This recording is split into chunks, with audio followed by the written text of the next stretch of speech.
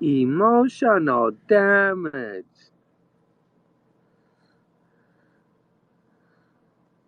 That's what we're going to call the space. Holy shit. Man, you know what? I promised myself we wouldn't do this. So we got to do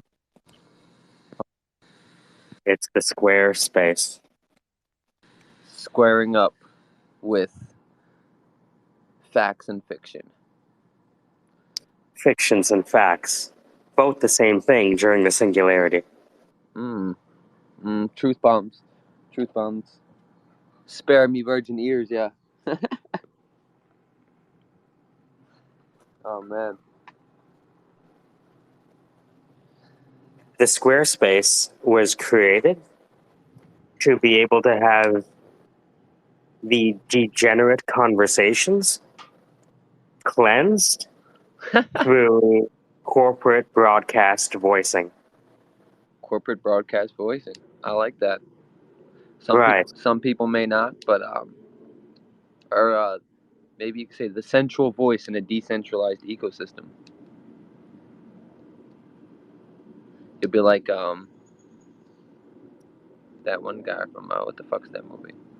The Lion, the Witch, and the Wardrobe.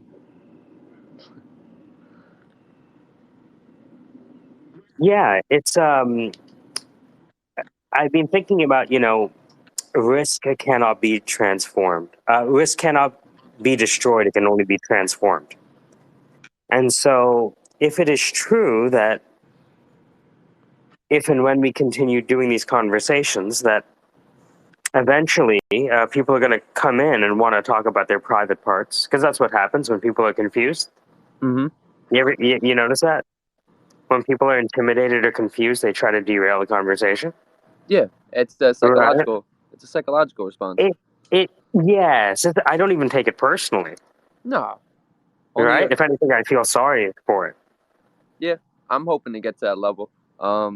Most of the time I could feel that way, but like I was talking to Matt yesterday, like with starting this new job, I have to like keep in mind that, and I don't mean to sound arrogant at all, brother, here, but this has been a internal conflict and distinction that I've tried to fight with my whole life, which is basically that people aren't fucking smart enough to have a conversation.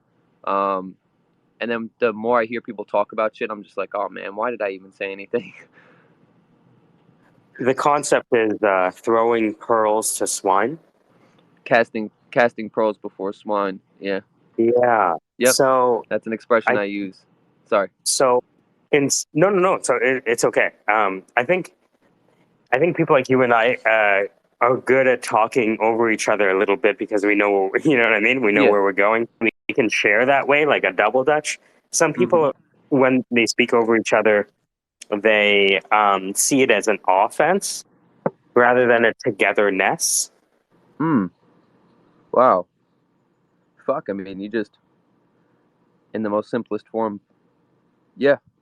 Absolutely. I actually lost a girlfriend back in the day because we were talking and she was just spewing a whole bunch of bullshit and I was letting her talk for way too long, probably about 5 minutes of just nonsense. And my brain was just like, okay, I'm just gonna take over this conversation. And then as I started to talk over her, dude, she called me racist, bro. She said you're talking over me because you're white, and I was like, fuck. It's not at all the direction Yeah, I was heading in, but it's there's an idea that when you bump your knee against the chair, the pain you feel is a result of what's happening in your knee, not what's happening in the chair. that's And true. so, and It, so I I decided if we are going to be continually interrupted, then how might we transform that risk? Right? yeah. And I thought, well, instead of having, you know what it's like with Matthios, you and I get together, right? Mm-hmm. And everyone else. We like to have fun.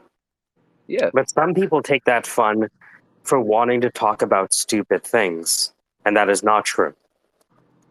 Right? If Yeah. they really listen, the thing is, when people hear our voices and they hear our voices talk the way we talk, Mm-hmm. they assume that we don't know what we're talking about.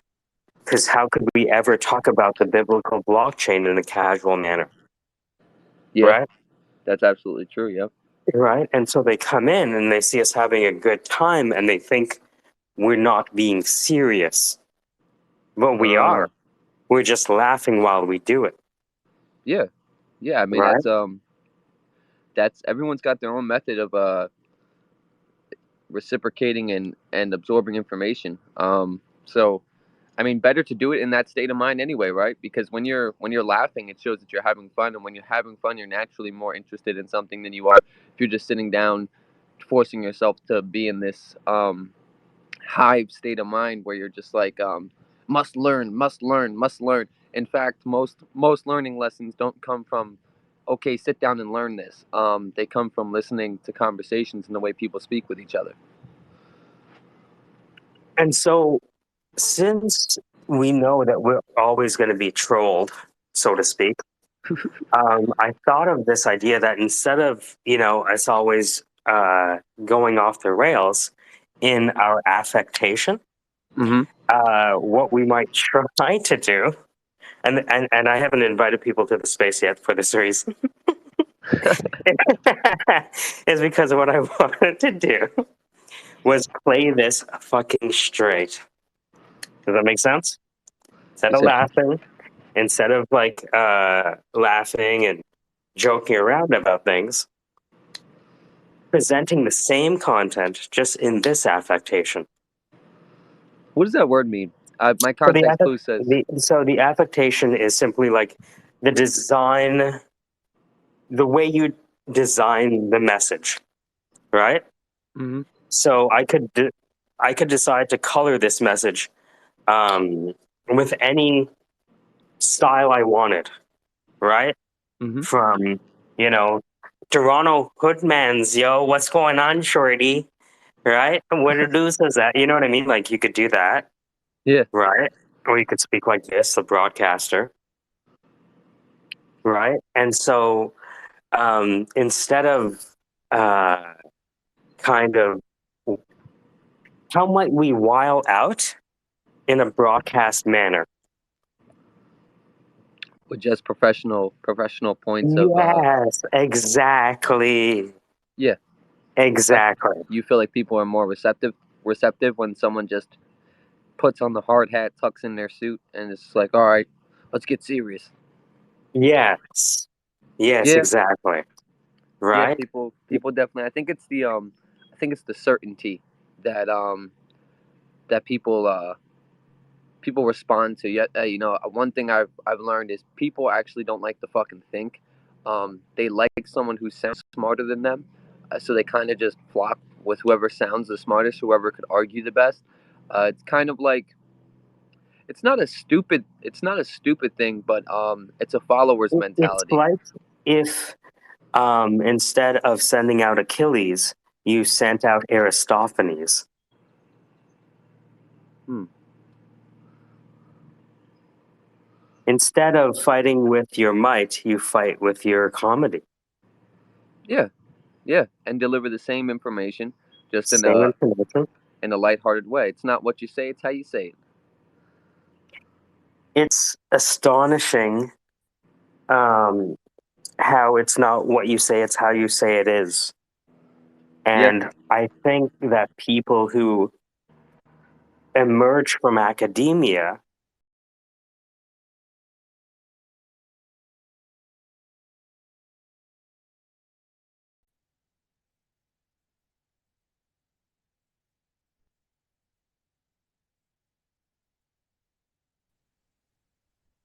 yeah.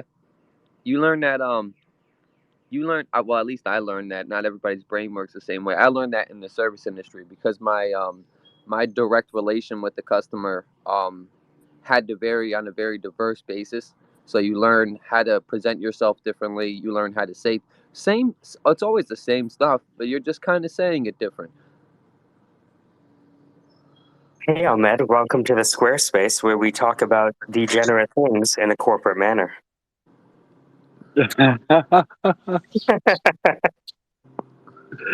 Hello. Hello. How's it What's up, going? man? Morning. Good morning. Good morning to you too. How you feeling today? You feeling corporatized?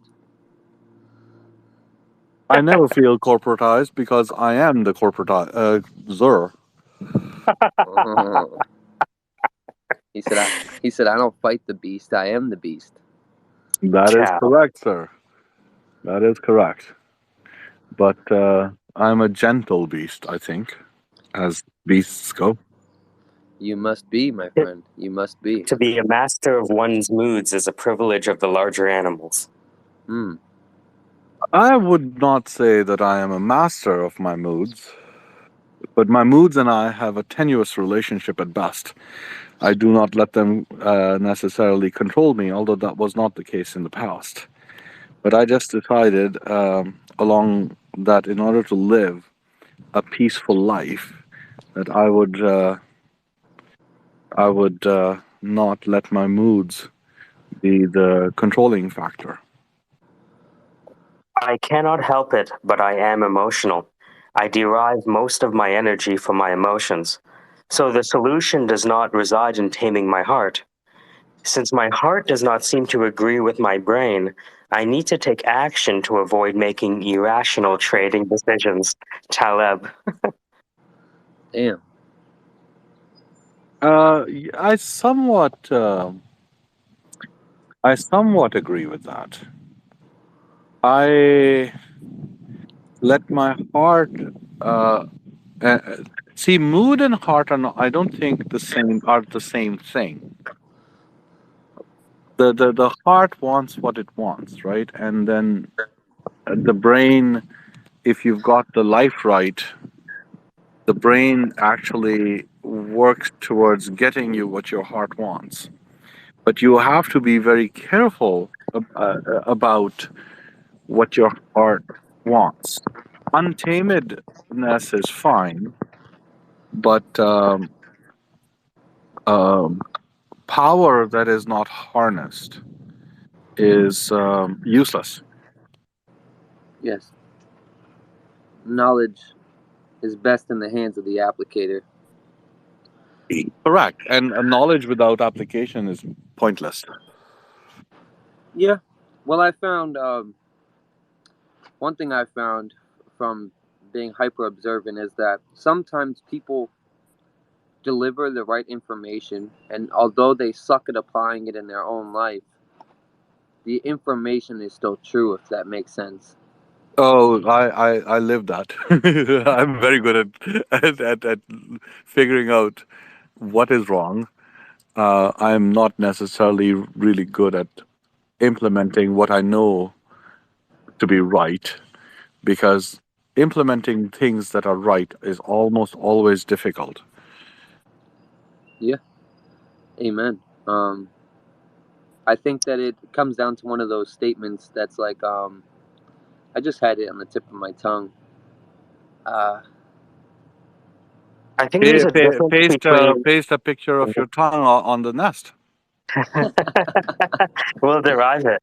I think there's a difference between, and I see this with creators and including myself, which is we have an intention, we have a belief of what is true, and we have an intention about how we want people to maybe apply this truth, and we want to create the mechanism whereby they can operationalize this truth. But Comp showed us that there are manifest and latent benefits in anything. There are the benefits that we intend to happen, and then there are also these latent effects of what we instantiate that we cannot perfectly predict. mm-hmm. Kind of like telling somebody to stand up for themselves, and they go home and beat their wives. Or they stand up to GSP and they get their arm broken and be like, hold on, wait a minute. You were fighting GSP. Yeah, I no, totally don't stand up to GSP. What are you talking about? That's that guy but win. yeah, no, not unless you know something I don't. Yeah, or have something I don't. Yeah, yeah. No, that's so true, man. I've given Yeah. people a lot. A lot of advice is a lot of advice comes from the way we view ourselves socially. Like I found in my experience that people like I think I told you before, Michael, where it's kind of like I'll give advice to my family, but it's the way people view knowledge and the way they assimilate it with social hierarchy. It's like, why would I listen to this person if they're in the same position as I am, or if not worse? You know? Well, I'm not sure if they want advice. What people really want is a leader. Yes, they want to They be want led. a leader. Don't tell me, show me. Yes, yeah. Show me it. The And best. the thing is, we live in a Twitter space where everyone is telling Mm-hmm. things. This is a telling medium, not so much a showing medium. And Yep. so the tellers, the bank tellers, eventually rule the world, or at least this modality.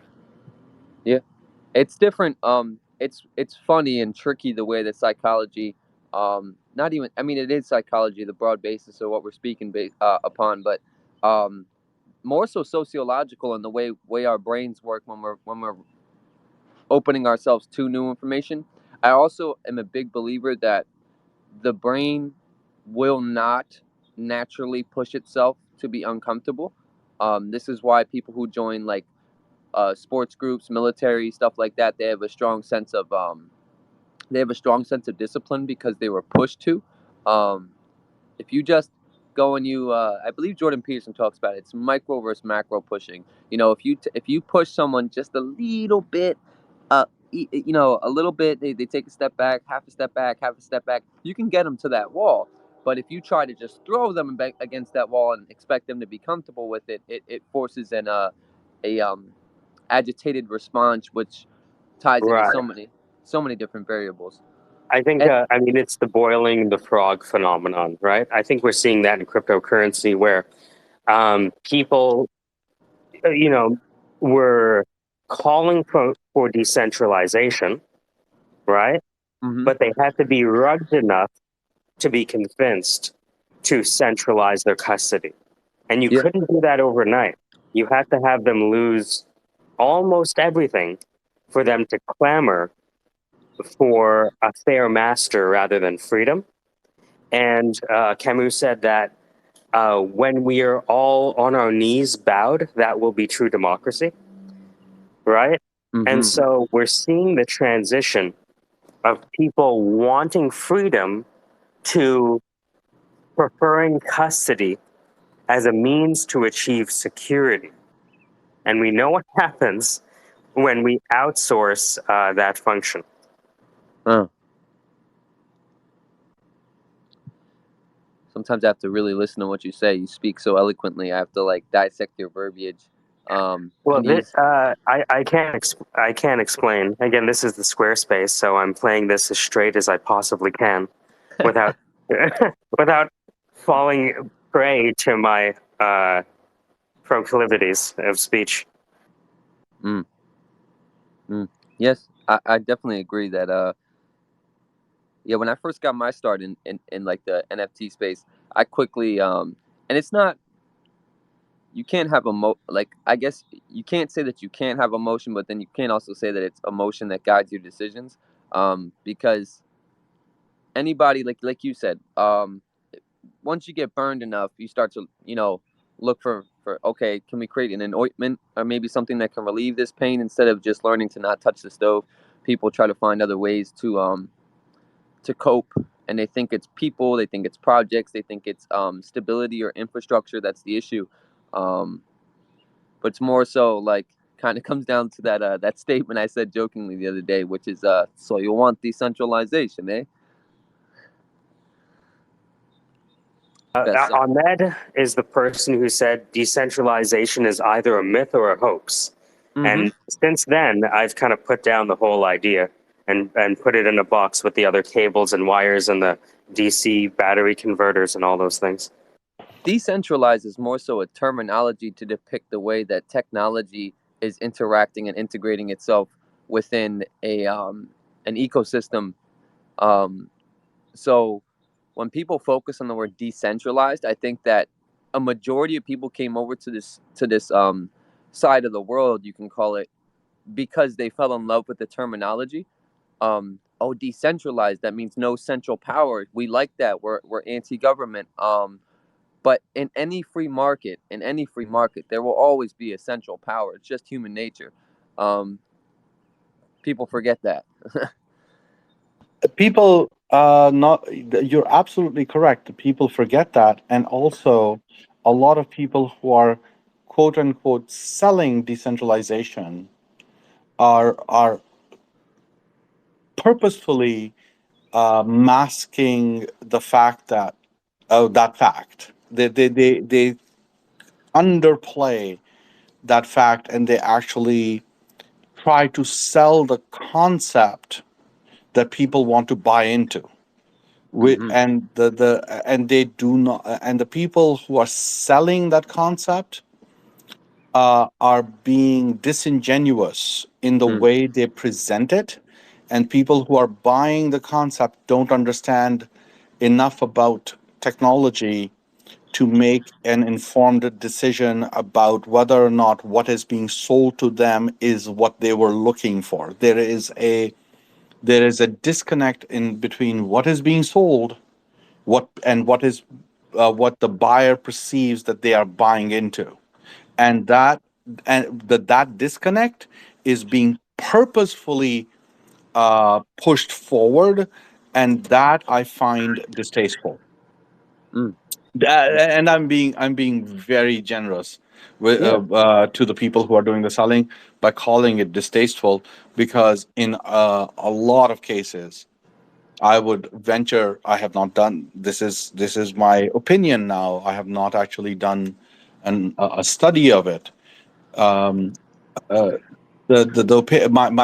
my heuristic sort of feeling about it is that it is a perpetrated shell um, uh, game, and a lot of it is fraud that's being perpetrated on people who are looking for a way to get to jump up into their into a higher economic echelon, and they think that this may be a path, but Hmm. a lot of people are falling victim, and there's a lot of snake oil there.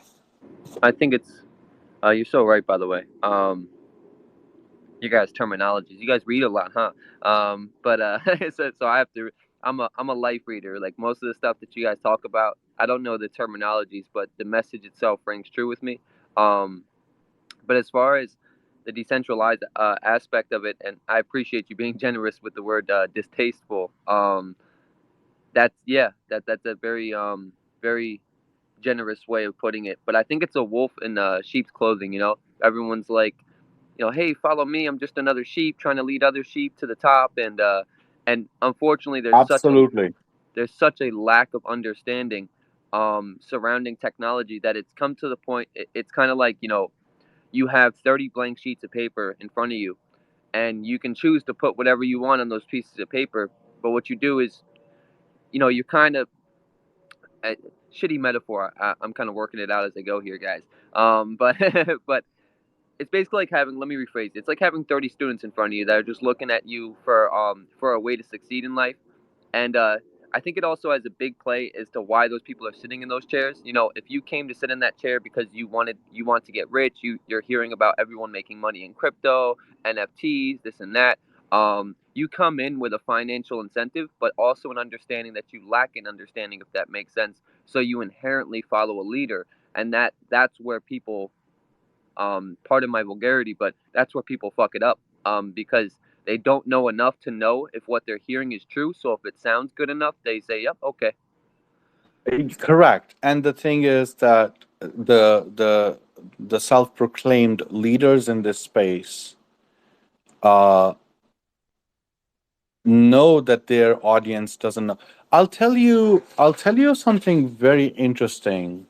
Uh, my father was a film producer, was a businessman all his life, and he got into filmmaking because he did not want to get into other businesses in the country of my origin, which is Pakistan, because he felt that a lot of uh, the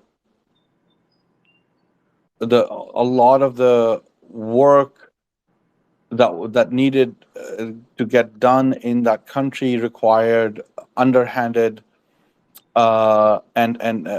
underhanded means like bribing the government, etc., etc. So he Hmm. got into filmmaking where that was minimal at best. Uh, the main uh, so after he retired, he moved into doing some real estate deals in Thailand, and Hmm. there he came across a guy also from Pakistan who was essentially a con man. My father, uh, but that con man was like it's an old school con man. He really had a lot of respect for my dad. My dad never wanted to touch him with a 10-foot pole, but this man would always come and initially he wanted to do some business with my dad, but my dad was like, nope, I'm not touching you. So eventually they became sort of social friends in the sense that he would come and tell my dad about all the different things that he had pulled off, right? And my dad would be like, uh-huh, uh-huh. And he's like, you are such an ass. Why are you doing this? Right? But one of the things that he said, his name is Qadir. Hmm. And one of the things that Qadir said to my dad, which was really, he said that was really interesting and telling, which was my dad asked him, why do you do business with all these goofy, stupid people? Because he would come and say that my partners are stupid and this and that, and they fuck up. He said, because why would I want to do business with smart people? Mm. He's like, when there are so many fools to do business with, Wow, that's such a right? sorry. Like he always wanted to be the smartest one, the most deep thinking one in the company that he was in, and that is the indicate that is what distinguishes between an honest person and a con person and a con man. A person who is trying to strive and achieve real value. Let's talk about free market. Real value for the customers that they have will surround themselves with people who are smart or smarter than them in some way, shape, or form in a particular in a particular skill set. Let's say Hmm. a con man will never want that. He will always want some people whom he can outmaneuver. Hmm. Yeah, it's kind of like kind of comes back to the way that wolf in a sheep's clothing. You know what I mean? Yeah, It's like why would if one wolf is keeping 30 sheep in check and he gets to eat whenever he wants and nobody does anything, why would he add another wolf to the situation? But exactly. there's greatness in that as well. In adding more power to your circle. And yeah, I think what you just depicted is pretty much something I say quite often, which is um, a great leader knows what he does not know, but he also knows people who knows what he does not know. Yes. One of and the other interesting aspect of being a good leader, and this is a quote from Gandhi, Mm, whom I both admire and I have issues with, but that's but life, brother. but one of the things that Gandhi said about leadership, he said, "There go my people. I am their leader, and therefore I must follow them."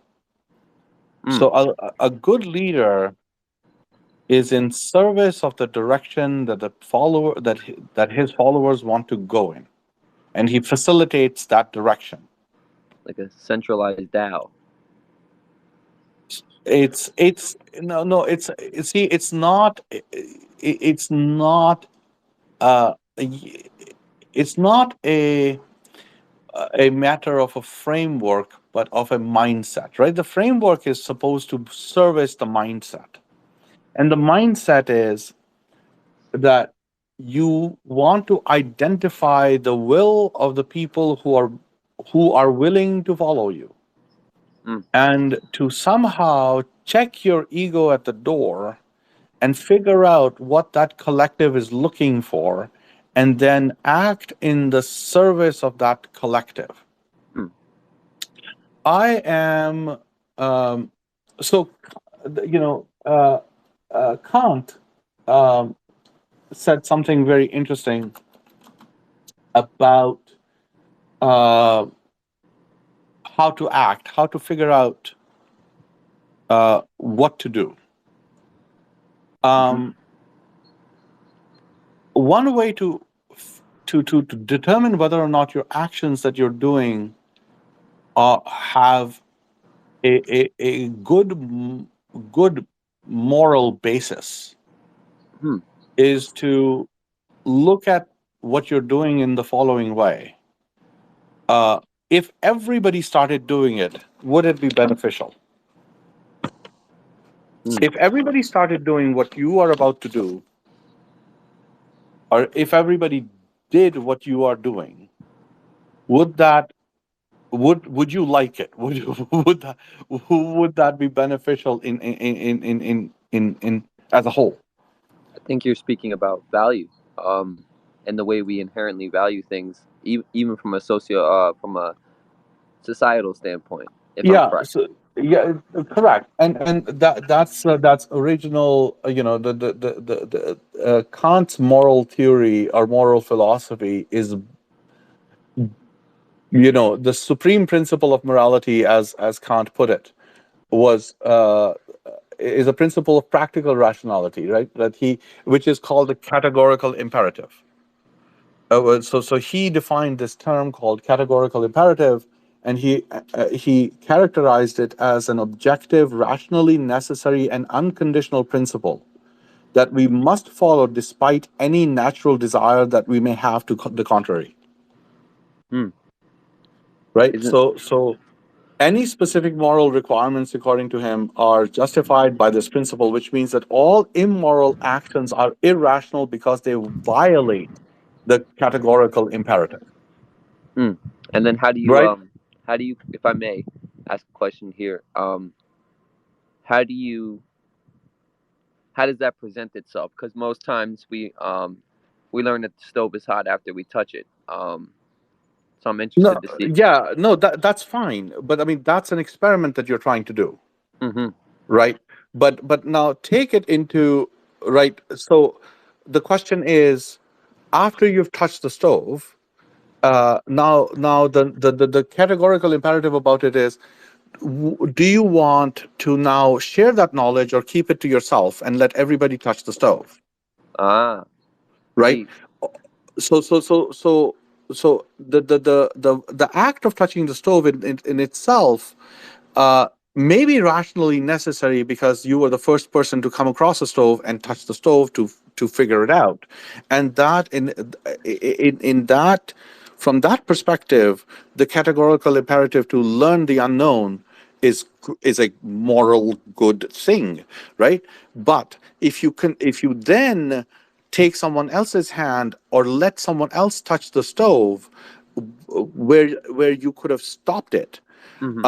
and what was the imperative behind that choice? Now obviously, uh, the intent also drives the the practical rationality, right? The principle of practical rationality. Mm-hmm. Um, and and what what you want to expand beyond that is, okay, so I touched the stove, I found it hot, I burnt my hand. Now the question is, do I want everybody touching the stove, right? Mm-hmm. And that's where your decision of of your next moral action or the next rational thing comes out of, May right? I ask you? So Sorry. If I no, go may. ahead, please. Yeah, this is extremely informative, man. Thank you so much for sharing this. My question was, is I use that as an expression because many times in life I'm sure you've heard the expression, you can lead a camel to the water, but you can't force it to drink. Um, in life, we often, It's a horse. Camel will always drink. yeah, um, yeah, that's that, yeah.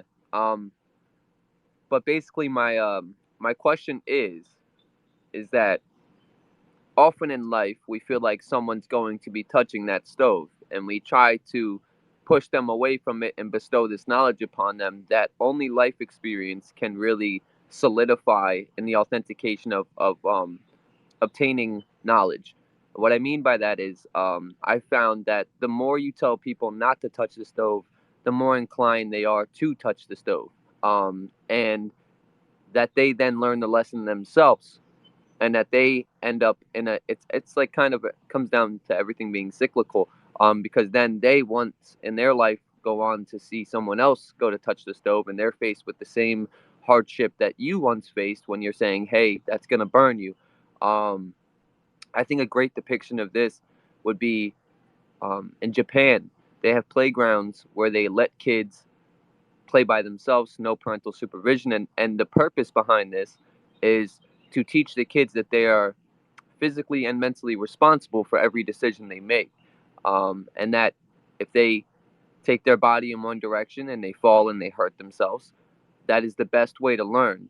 Um, Trying to bestow So knowledge. that is not in conflict with the with the so-called categorical imperative, right? That is not in. There's no conflict there. No, The no, fact no, that someone can physically or emotionally or mentally get hurt is not necessarily a bad thing. I mean, no. right? It's Yeah, it absolutely. right. I mean, you can die, you can kill, you can perish for a for what would be considered a good thing. Um, that there's no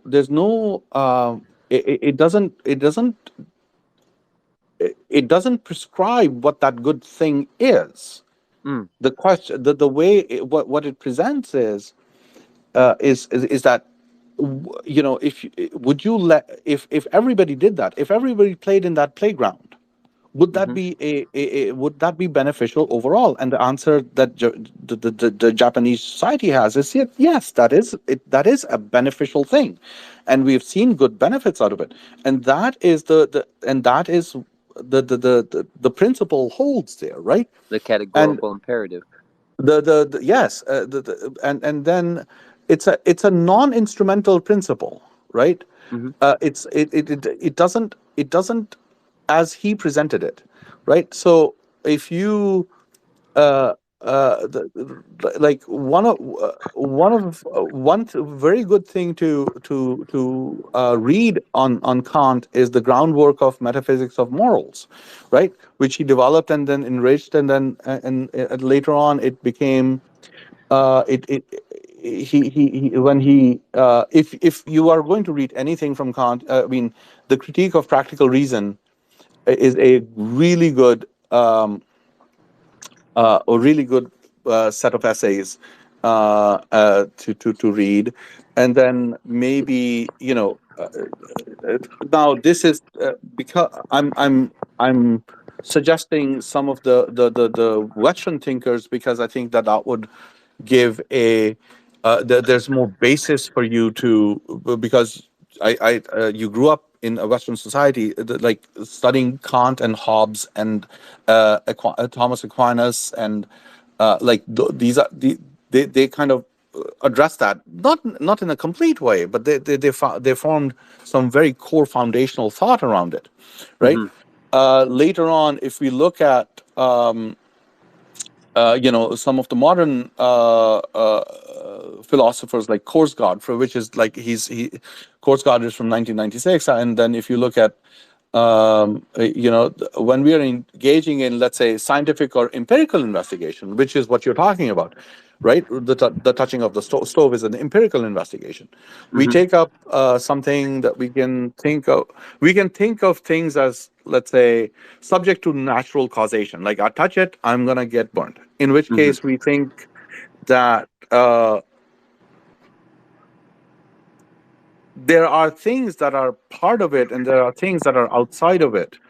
And when we take the practical standpoint, we do not have to believe that we or others are really uh, free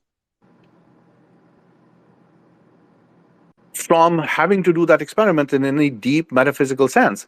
That we need to, that, but the idea that you can lead a horse to the water, um, and then it is their choice to drink or not drink the water, is it is okay to operate under the idea of freedom, even if we are not necessarily free, right? Like in the metaphysical sense, like you must or must not touch the stove under the categorical imperative, but it is okay to operate with the idea of freedom, and then that's where the duty of that imperative ends, and then it is okay to pass that duty on to the other individual. Now, these ideas do not necessarily, how should I, they don't necessarily um, fully conform with the thought of taking the categorical, let's say some ideas of the categorical imperative and applying it to society as writ large, and assuming that the society is going to act as a Borg collective, right? Hmm. Uh, because within the collective, what we have found biologically is that conflict is necessary. Conflict is necessary for survival, Hmm. because without that conflict, you do not gain access to new knowledge. Like Hmm.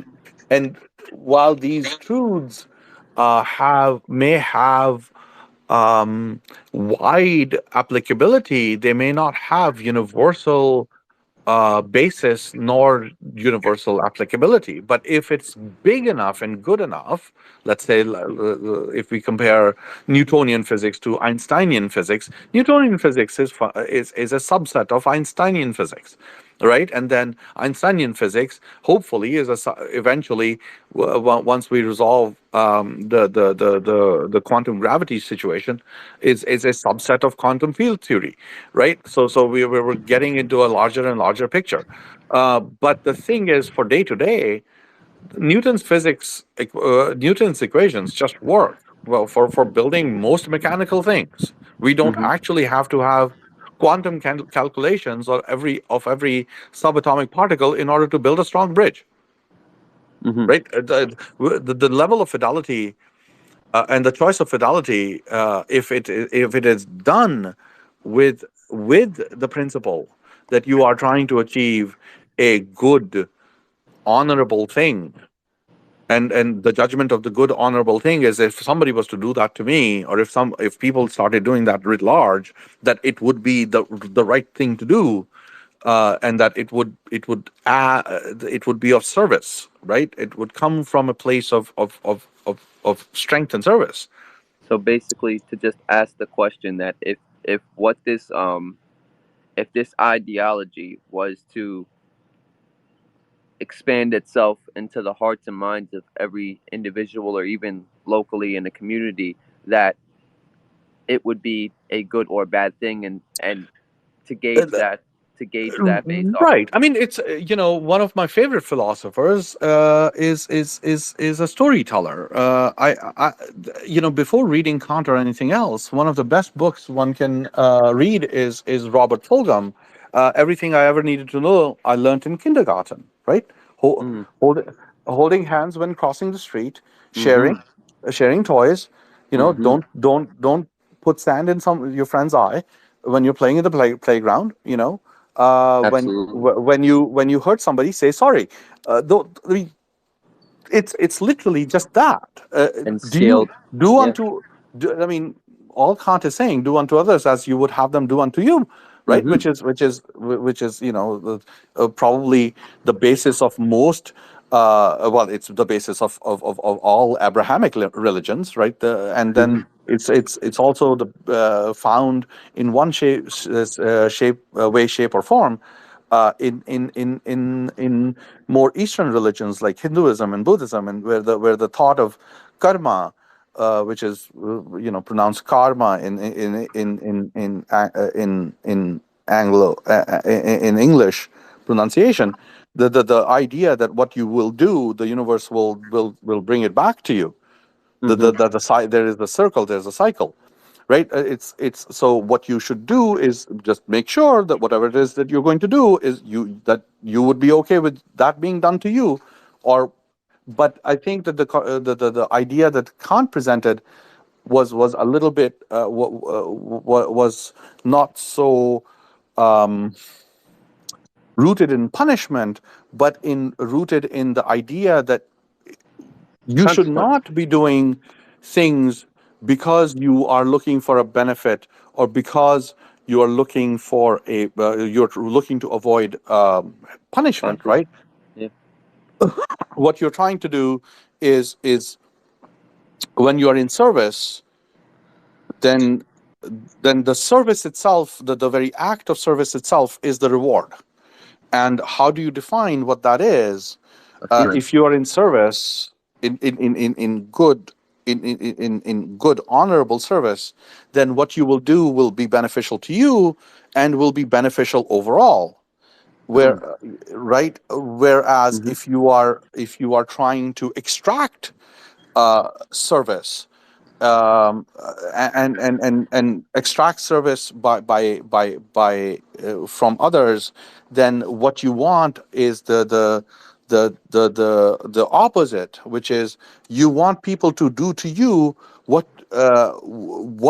you would have them perceive that you're doing for them, but you're not, right? That's where the immorality comes in. At least that's the way Kant presents it. I don't think of it as a complete picture. I don't. That's But it's not. It is a necessary condition, but it is not a sufficient condition for the entire for moral choices that we make. yeah. But I think that's because it's a good start. yeah, yeah, yeah. Um, Absolutely, it provides a foundation to grow from. And now, whether humanity or certain individuals manifest that into different ways based off of environmental conditions and a multitude of variables that contribute towards how a person develops and thinks and perceives the world. Um, yeah, I'm just thinking about it because everything, excuse me, because everything you say is so true, and knowledge I found in my life, knowledge is circumstantial. Kind of how we were just joking about, telling somebody. I think you were here, maybe you weren't, but we were joking about, giving someone advice and then having them poorly apply it. Like, hey, stand up for yourself, but then you go and you fight a UFC fighter. You know what I mean? It's all about the interpretation and the way you manifest this ideology and lesson. And I've always found that knowledge is circumstantial, and the best way to describe that is, you know, if you saw a fire in the woods, safe to assume that putting water on it would help extinguish it. Excuse me. Um, but now you put yourself in a kitchen in a pan full of grease. Now that normal ideology that usually applies is becomes circumstantial, um, and you figure that out when you dump water on the grease fire, and it only enhances it. Um, True, true. But please make I agree. mhm. But you're I'm not combating the you either, brother. I just want you to no, know no, that no. I'm. I know, I agree. But you bring up a good point. And Mhm. however, I think the thing that needs to be taught, to be distinguished there is, um, you know, um, the if you don't know the difference between the fire in the wood, or fire in the grease, in a grease pan, right? If you don't understand those differences, and Mhm. you're putting the water on, but that's just an experiment, right? That's the Correct. same thing as touching the stove for the first time. Correct. Right. So I don't think that like incomplete knowledge is Experimental. dangerous. Is dangerous, but knowledge by definition is incomplete, right? So Mm-hmm. the question is it what is more immoral? Is it more immoral to throw when I say immoral, I mean I'm very Kantian in that definition because in his world he says everything that is moral is what's is logical, and Mm-hmm. therefore everything that is illogical is immoral. Now the I respect question that is and find truth in it. well, I don't think that's like I think it misses a couple of points because I have my debates with Kant every night in my head. But the point is the point. But but if we look at that situation and we say, okay, what is more immoral? Is it better to go while the kitchen is on fire? Is it better to go and read up on how to put it out, or is it better to try to put it out and if it doesn't get put out, try something else, right? Mm-hmm. So how much of pre-preparation do you need, and how much of being able to think on the spot do you need, right? In a I lot think of it's cases, yeah. Go ahead. so here's the choice, right? Here's where the morality really kicks in. Now, if you are a good Samaritan, let's take this example and slightly shift it, Mm-hmm. right? Let's say there is someone who is injured on the street. Mm-hmm. Let's say there is no, I will take the street part out of it. Let's say somebody's injured. Okay. Okay, let's say they are internally hemorrhaging. Mm-hmm. Generally speaking, it is immoral for someone random to go and try to help them. It should be a doctor, someone who has been prepared for this and there is and knows what they're doing in order to save this person's life, Mm-hmm. right? But if you put the same condition where that person is internally hemorrhaging, there's no doctor available, you're the only one, you should try to do what the best you can, Mm. right? Mm-hmm. Yep. Right. So the categorical imperative doesn't change So in do you either think? case, right? Question. You're Yeah. trying to put a bucket of water, but if you did not, if there was a firefighter present, or if somebody was present, say, don't do that. Don't put water on this grease fire, and you do it, then that because you're stubborn and you think you know better when you don't, then that is a ego egotistical that's an egotistical action. Now it is no longer a moral action. It becomes an immoral action because you refused to listen to good advice from someone, right? But Yeah. that is not. But if you were all alone, it's not right. Mm-hmm. So does that? Circumstantial. Yeah, it is circumstantial, and the thing is, it's not. It's a non-linear relationship with circumstances, and what that is the. I think that is the difference in modern thinking and Interpretation. some of the thinking that we find pre Descartes, which is that a lot of the philosophies, what we would consider,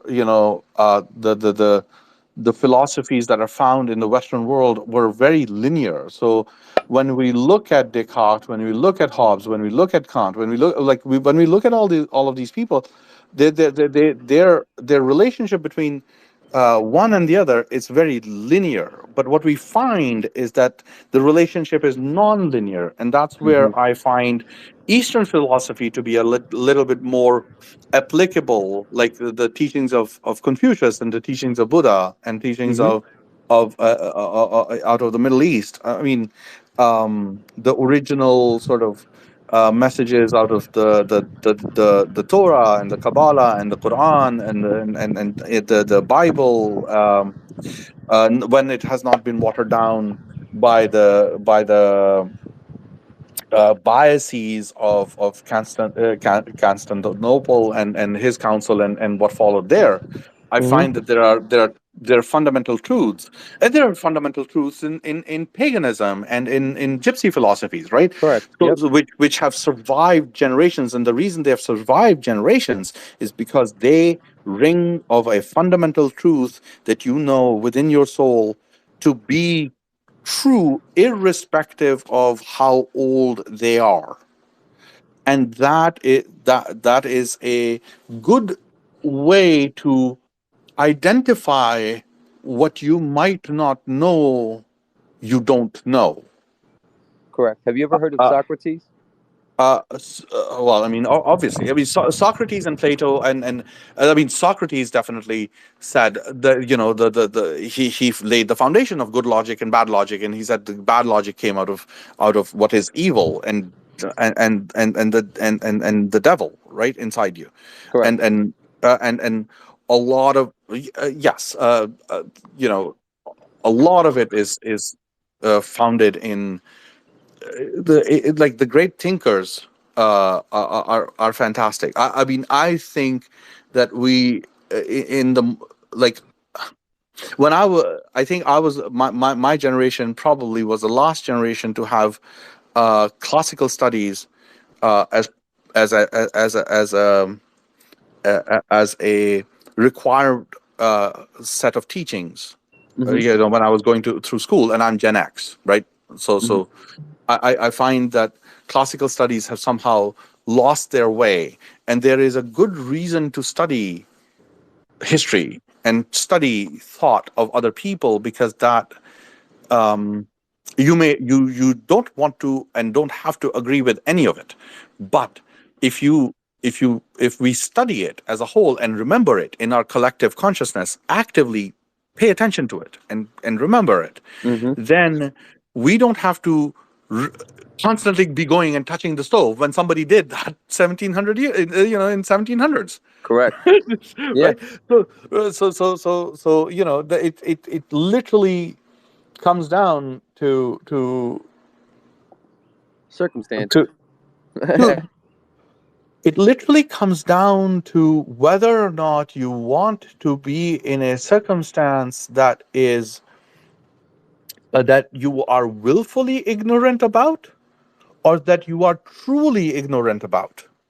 If Uh-huh. you are willfully ignorant about it, then that is immoral, because now you are touching the fucking stove when you know that there is information out there that And told you you whether or not to touch the stove. and it becomes an act of evil when you lead other people to the stove, telling them it's not gonna burn. Yeah, and you don't tell them one way or another. Yes, you withhold information, and I think where this conversation stemmed from was Now, us how us talking immoral? about. If now think about it, how if it is immoral to withhold information from others, how immoral is it to withhold information from yourself? Wow. Um, I think. That is like a consistent, constant, spiritual and mental and emotional suicide to constantly withhold truth from yourself, because you do not want to confront something that your ego is telling you will cause your person to crumble. Hmm. I think everything manifests and scales itself in the sense of life. So, prime example, right? I've noticed that most people start that route um, with lying to themselves, or maybe it's egotistical, correct? And they allow the ego to defer information because it's actually detrimental to the way people view things and decisions they've made in their past. And many people can't interpret life from the sense of, I haven't really lived until now. Like, I haven't really done a service to myself, and all of that can seem like a lot to somebody who feels like they don't have the tools to absorb it. Um, So prime example for that is um, when I was a kid, I would talk to my parents a lot about the way that they lived and the way that they argued and the way that they fought. And I felt like back then it was definitely the ego because you're not challenging the thought process or knowledge obtained by an individual. You're competing against um, something a little bit more vigorous in the way that it behaves, which is ego, but then it transcends to um, what I'd like to refer to as learned behavior. You can see that kind of in dog training and stuff like that. It just eventually becomes a way of life. And then when you reintroduce or represent the same information, you're no longer challenging the ego. You're challenging the literal human brain from an animalistic standpoint, if that makes sense. Somewhat it does, and it makes sense. I have to put a pin in this absolutely wonderful conversation because I have to get back to some work. Okay. Mikey, it would be good to catch up. I have some thoughts that I want to discuss with you if you have some time in a little bit. Absolutely, yeah, that'd be great.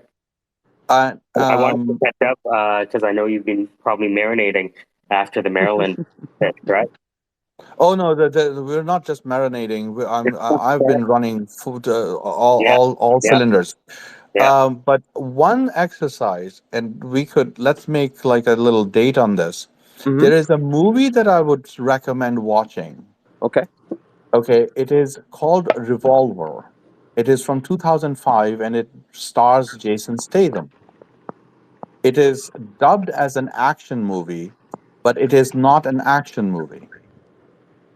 Huh. I would like to continue this conversation next weekend if you guys can spend like $3 on Amazon or where if you have access to Hulu or HBO, I have access to watch Hulu. watch um, this movie called Revolver.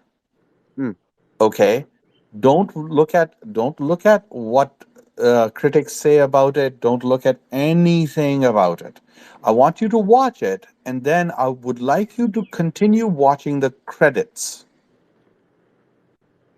Okay. of the movie. First, watch the movie, then watch the credits of the movie, and then watch the movie again. And we will have a conversation about ego next weekend. Amen. Ahmed, it I don't want to keep you. This has been an extremely enlightening and challenging challenging conversation. And I say challenging more so because I like to ask questions um that give me insight into logical. So it's never combative, more so asking questions to help me understand because as I told you, I've learned everything I've learned through visualization um and auditorially. So it's not I get lost in terminology sometimes, so I try to bring things back into real life situations so my brain can help interpret it in the best way possible. But it's amazing to hear that so many people from different backgrounds can reach the same conclusion. With it's just the beauty of diversification and the way that we live. Well, that I think that is that is an empirical evidence of the commonality in humanity, Correct. right? And you know, diversity is a diversity is a very dangerous word, in because it diversity can very quickly become us versus them, Yes. and and and and and that is a dangerous situation. I'm very liberal in my thought. Okay, Hmm. I'm very liberal in my thought, but I also find the conformity to to group identity versus individualistic identity to be a very tricky path to follow, because group identity is what the extreme the extremities of group identity are Nazism and fundamentalism in you know in and speaking as a Muslim in fundamental you know the suicide one. That's all group identity, because you have to lose your self into that group in order to in order to be able to sacrifice your being for that group. You don't think you're more so submissive to the ideology that's reinforced by societal standards? I feel like people can, what you're depicting right now in a group standpoint, screams at me from an individualistic standpoint from where I live, where people act as if they believe in what they believe in wholeheartedly because um, they have submitted themselves to the knowledge they feel they have pertained, they have absorbed. If you get what I'm saying, yeah, yeah. Yes, a point to be delved into at the Hmm. right time. But yes, generally speaking, yes. I will beg leave, and have a fantastic Sunday. Thank you for for helping um, helping sort of lubricate some of my brain this morning by thinking about foundational ways of being and acting in the world. So let me go Wow. do the moral thing and actually do the things that I'm supposed to be doing. you, you have a good Michael, day, man. you too, sir. And It was nice Ambrose, meeting thank you you. so much. Um, Thank you. Ambrose, so thank you so much for following. Oh, there is one thing. Hmm. There is one thing.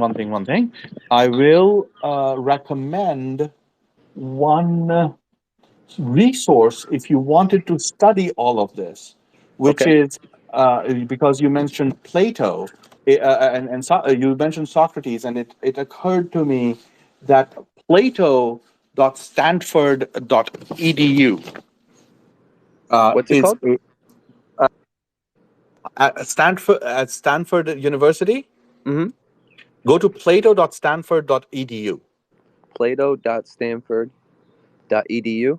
Yes, it is the encyclopedia of philosophy, and you can find pretty much all, the works, the philosophical works, as well as summaries of what different philosophers thought about or spoke about on this. It's a fantastic resource Thank you so to much, man. right. Yeah. Thank. I Uh, also took a note of another. I believe it was a book that you mentioned. You mentioned the Critique of Practical Reason. yes, yeah, and you could probably critique of critique of practical reason, critique of metaphysics. I'm sure if you were to search Plato dot stanford.edu and you search for Kant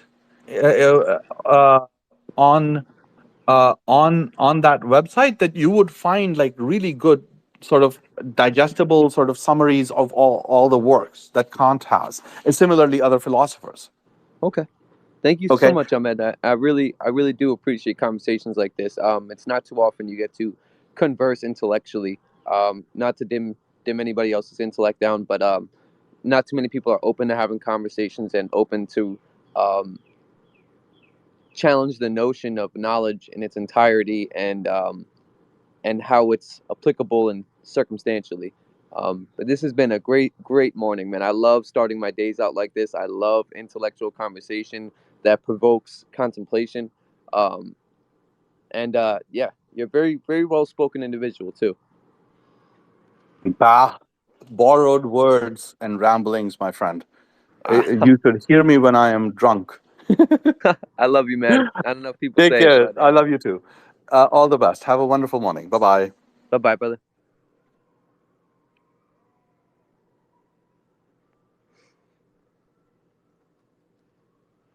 What a great conversation.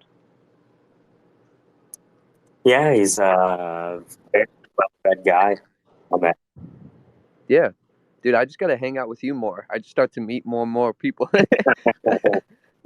It's like it's the law of attraction, bro. It's so fucking real, man. So you want to attract people. No, I want to attract ideologies that because it's crazy, man. I often struggle with certainty, the difference between certainty and arrogance, and how that's a conflicted that's an internal confliction for me because of the Socrates philosophy. I carry um Lyrically intrinsically. performed armed robbery. Sorry, I had to. No. What'd you say? Oh, I said lyrically perform armed robbery. It sounds like that was you were gonna say next. Uh, Possibly they spotted me. Sorry. No. But no, you're good, man. But I feel I mean, so. keep in mind that like there is ideology, and there's Mm, what people say on stage, mm-hmm. and what people do de facto in real life. Correct. I find that often many people, um, they extend the knowledge, but they don't apply it. So I try to cipher through what's applicable and what's not. Um, Keep in mind though that even though you might find someone who knows everything, mm-hmm. they know it for themselves, Mm-hmm. like for their being and not yours. There's Correct. nothing that says that because of what you said is primary, which is situational awareness, Mm-hmm. savoir faire, to know what to do, when to do it, where to do it, right? This is a Mm-hmm. very dynamic thing. And so while ideologies are important, I think in crucible of experience, ideologies are simply a doctrine playbook of planned strategies and tactics. And even planning is something that you do to prepare yourself for the battlefield. You know, if you Mm-hmm. watch men, somebody might look at the first round and say, "Oh man, that guy's going to win," and then you watch the second round and it's completely different, right? You might Wow. look at the first round of an Anderson Silva fight and you say, "Wow, that guy's not engaging," but then if you watch the full 90 seconds, you'll see a front kick to the face, Yeah. right? And Yeah. so I think I used to be searching for this complete doctrine set, and finally when I figured out this doctrine, everything would happen. And I found that what I was just doing with the research is preparing myself for the arena. Mm-hmm. But the preparation is not the arena. And I always used to pull back from the arena because there was such a difference between The the preparation. gym and the boxing ring, right? And Yep. I was constantly disappointed that my training, which I thought was sound, was not translating to success in the field. And I Mm-hmm. realized that the true training actually happens in the field, not in the lecture hall. And Yeah. even then, even if you had the perfect knowledge set, as you rise, that knowledge set becomes inadequate. Hmm. Well said. Well said. I think that the some of the most direly needed um interpretations of knowledge and how it's obtained comes from the lack of preparation, if that makes sense. Because I posted a tweet the other day basically depicting this.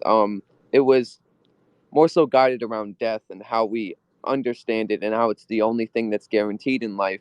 Um, and how we try to tell ourselves all the time, like at least for me, since I was a kid, I've had this intrinsic understanding that everything around me perishes. And that used to come off as a very sad thing. And I thought, well, the more I think about it, the less it'll hurt, right? The more I try to prepare myself mentally, the less it'll hurt. But there is no preparation for the lack thereof in someone's presence, love felt, life experience. There is no preparation you can do or one can fully go through rigorously without actually having the experience itself, which it kind of I ties think back it's into what I was perfect. talking about with the stove. Someone saying, "Hey, don't touch that stove. Hey, don't touch that stove." Now, granted, in life there is a multitude of diverse ways of learning because human beings are so unique that we all interpret information in a individualistic standpoint. And some people surrender logic, some people don't, some people are emotional, some people aren't. So, one out of 30, you try to tell one out of 30 people, hey, don't touch that stove, it's going to burn you. A couple will touch that stove. And because of that life experience, they'll understand something a little bit more than the other people who didn't, if that makes sense. Well, take a look at the artwork at the top. That's Anthony Van Dyck, Daedalus and Icarus, right? So if you know the story of Daedalus and Icarus, Daedalus invented wings that could fly away, and Icarus was his son. And Icarus, because he didn't invent it or understand flying, fell to his death after flying too close to the sun. And that Mm. art is supposed to contrast, to compare two people who are unable to communicate with each other. Hmm. Yep. And it always comes down to that circumstantial thing. I think that knowledge is all knowledge is circumstantial, but I do think that with that being said, um I think at some point the world is going to gravitate towards a consensus, a broad consensus of what's true and what's not. Um I believe that freedom is a great thing, but I believe that in freedom there is a wide interpretation that causes internal chaos and turmoil amongst people. If I catch myself saying this a lot, but once again, if that makes Well, sense. I think I was talking to Dr. Robert Wetzel, and he said that I kept on asking him about this theory and that theory and that theory.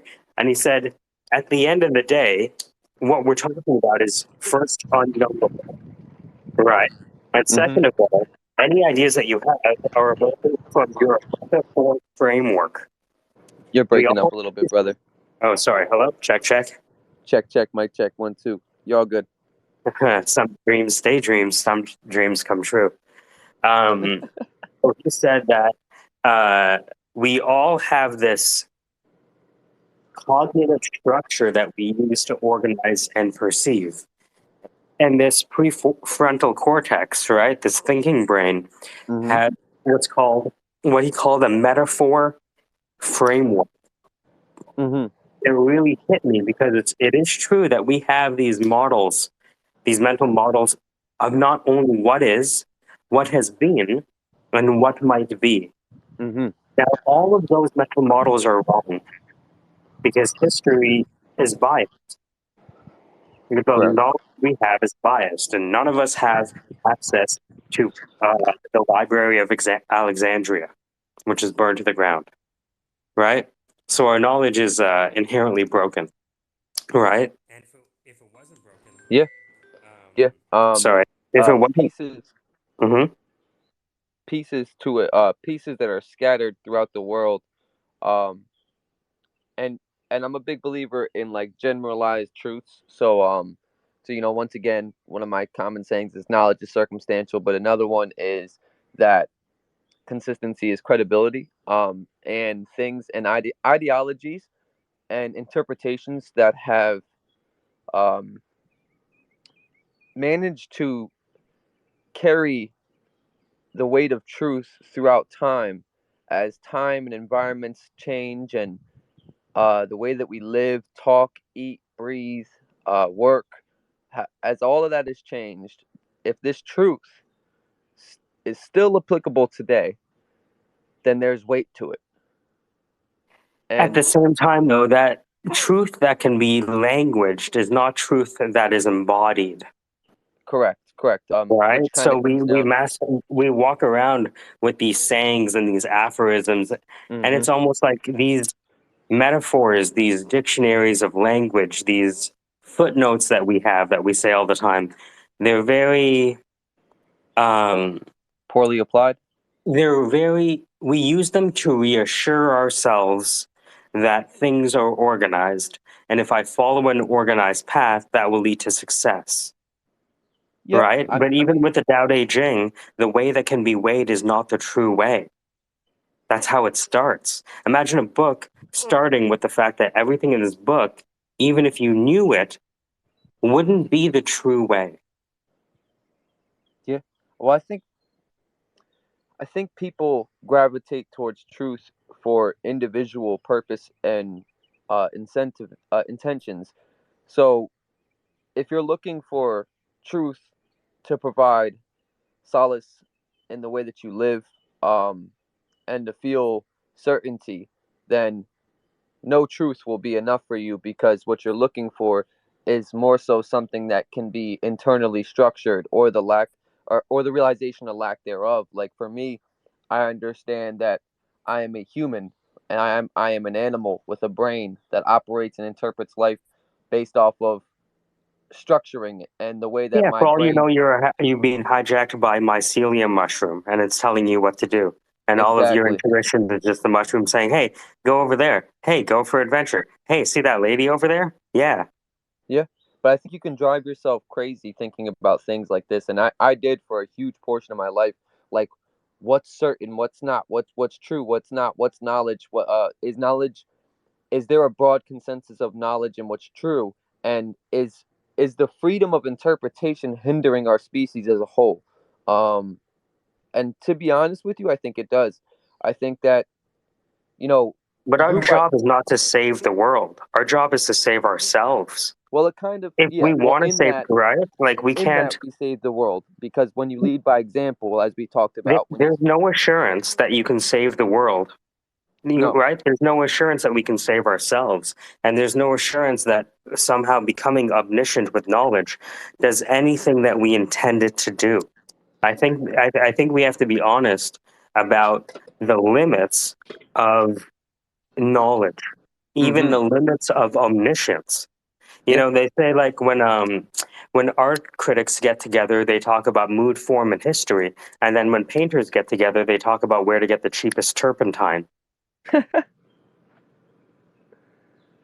eh, And so I I think think that it's a lot of kind of it can devolve into a bit of mental masturbation, right? And a bit of navel gazing, and a bit of. I remember we had a technician come in, and he said, "You know, what can you do to convince someone who's put a mirror on their brain?" I saw you posted something like that and actually provoked some thoughts. People want leadership; they don't want explanations. That's the difference. They don't Exactly. want explanations. They want leadership. They want Well, certainty. They yeah, and I would argue it's because they've lost their religion. And they're looking I for Star Wars or Marvel superheroes to tell them what the Khan's moral imperative is. wow, that is fucking. I was. It's funny that you got By the way, there this is Jordan shortly before. Peterson's idea. Yeah, What I yeah. just said to you, No, that no, was no. I Jordan know. Peterson's idea.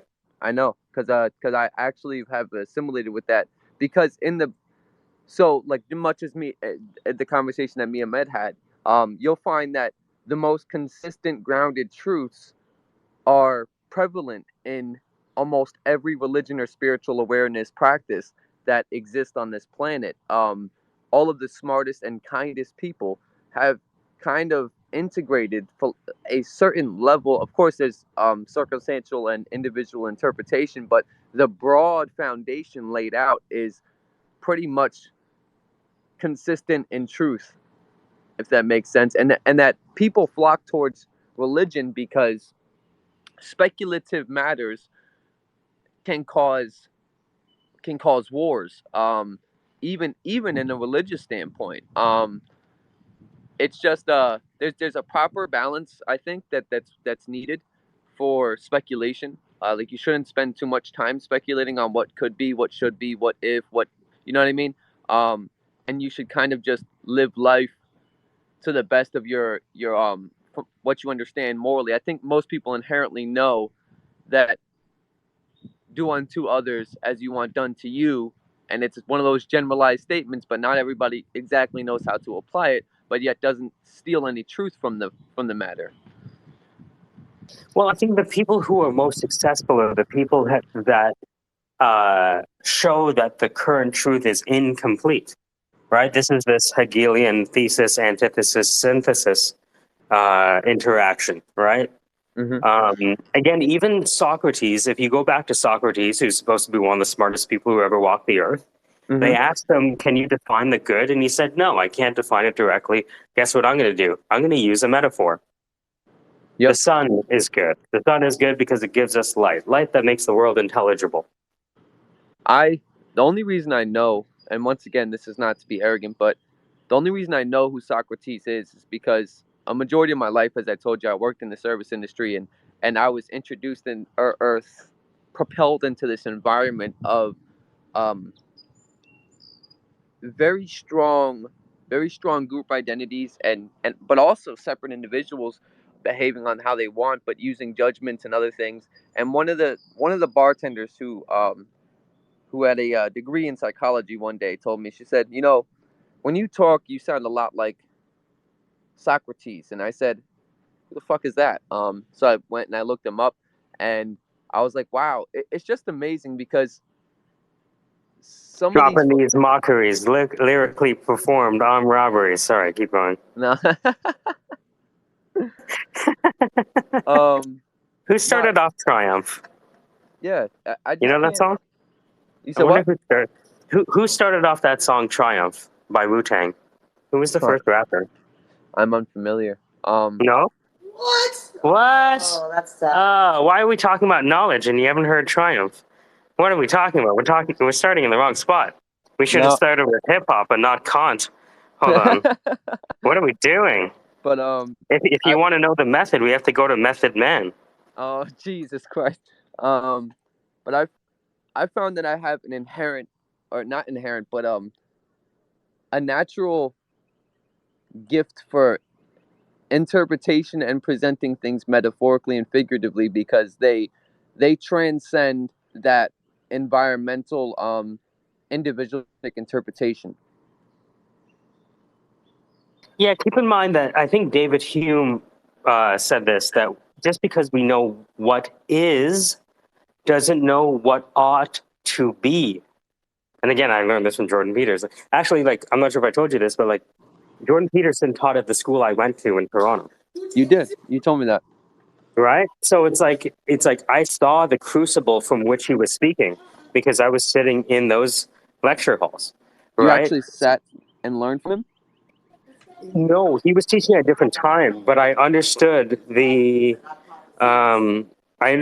context because you got to understand when Uh-huh. he's lecturing not to the world, but to the kids in that classroom in Toronto. Does that make Mm-hmm. sense? He's not Yeah. talking to California or New York or Arkansas. He's embodying what he's talking about in talking to all those kids that he's been fighting outside. Right? So, Uh-huh. you know, it's one of those things where, uh, again, even if you knew everything, Hume pointed out that just because we know what is does not imply we know what ought to be. And if you truly kind of sit with that truth, then there's really not a lot to be talked about. Uh-huh. And, the hypothesis that the game is to be sold and not to be told, I think rings true. I spent a lot of my life trying to explain things to people, and then I realized how empty of a pursuit that was. I think I've reached the same conclusion. Yeah. Um I And I it leads you to be often feel silent. I often feel disrespectful because I listen to somebody speaking, and I'm just being very open and transparent here, but I'll often listen to someone speaking and say, this is why the fuck are we even talking about this? This is great knowledge, but at the end of the day, it's all speculation. And when it's speculation, I feel it's so generalized that, of course, we can dance around philosophies and ideologies, but it kind of ties into what you just said. And I fucking love that. Just because you know what is doesn't know what you mean, doesn't know, you don't know what you'd ought to be. Um, that is so fucking true because trying to determine what's right in the world and what's right within yourself is such a different battle. Thank you, Michael, for bestowing that upon me. Hey, That like is I not said, I'm that just is not repeating what other speculative. people said, just like Ahmed. Right? Huh? But it's one of those things where when I went down this path of philosophy and all this stuff, it led Mm-hmm. me back to perception. Right? Uh And huh. when I was thinking about perception, I was like, okay, so what is the apparatus that is used to perceive? And a lot of people would say that our brain is what perceives, and that's not the case. Our eyes perceive, organize that information, and then send it to the brain. Which then archives it as a file and correlates that to the best of its capabilities Based within. on culture, based on Yes. previous experience, based on what it's encoded in the genetics that isn't even conscious in that Mm-hmm. being who's walking. Yeah. There's such a multitude of variables that kind of align themselves when you speak to people from all different backgrounds. Like if you ask a scientist what their interpretation is versus a philosopher, they'll the consensus is pretty much um, not too far off, but it's the interpretation that leads people astray. and also ego, being too certain in what you're saying. I love the fact that you guys always say, but what the hell do we know? You know what I mean? Because at the end of the day, that's an ideology I carried true to my heart. I always try to tell myself, especially when listening to people, it's become more of a conflict nowadays because I do believe that I have to stand my ground in some sort of level of intellect. Like if you're gonna sit there and emotionally dump your baggage on me, then we're now no longer having an intellectual conversation. So therefore, um, I should be very weary on what I allow my brain to interpret as truth or not, which can, which can come. That whole saying, "A wise man considers himself a fool, and a fool considers himself a wise man." What it does is, well, what it did to me was it brewed uncertainty and it allowed me to put more trust in people around me, and that ended up hurting me in life by associating myself with people that I just didn't want to disrespect or I was too kind to because I felt like, oh hey, who am I to judge this person. But at the end of the day, that's where I kind of learned that all knowledge is circumstantial. It's literally all circumstantial. Well, I think it's because now consider that while knowledge is circumstantial, because people seek certainty, knowledge can be used, though circumstantial, to influence. Mm-hmm. Absolutely. Absolutely. And that's what's going on that's what's going on with crypto. That's what's going on with technological advancements. The few that understand how to present it in an intellectual manner can distort the populace because they understand more. Well, I think they're not presenting the information in an intellectual manner. No. They're presenting it in an emotional Mm-hmm. manner. Which And the then, emotion is the content, not so much the content itself, the text. yes, and we live in a society that iconicizes people in the most dramatic and exaggerated forms of life. One prime example is influencers. Say TikTok. Oh, this person's. I've always said it that people are more uh, bound to listen to somebody who's achieved what they want to achieve in life, or at least can present it as such. Like, look at me, I'm a millionaire. I know what I'm talking about. I'm rich. I've got all this money, and you should listen to me because I listen to myself, and I've done this for myself. So people, I think it comes from people wanting what another has, and just following blindly because either a person can sound smarter. There's a multitude of methods, which kind of ties back down into speculation a tad bit, but because unless we go into individual circumstances, we can't really narrow down the exact variables. Kind of like psychology, like there's a broad basis of questions that can be asked, but those questions become much more narrowed when you're sitting in front of an individual versus a class. I think if you give people a medium to use their voice, Uh huh. they will inevitably make sounds with it. I like that. Now, those sounds might be good, bad, they might be ugly, they might be true, untrue, omniscient, or ignorant. But if you give people a microphone, they will make sounds with their mouth because people like to have relationships with each other.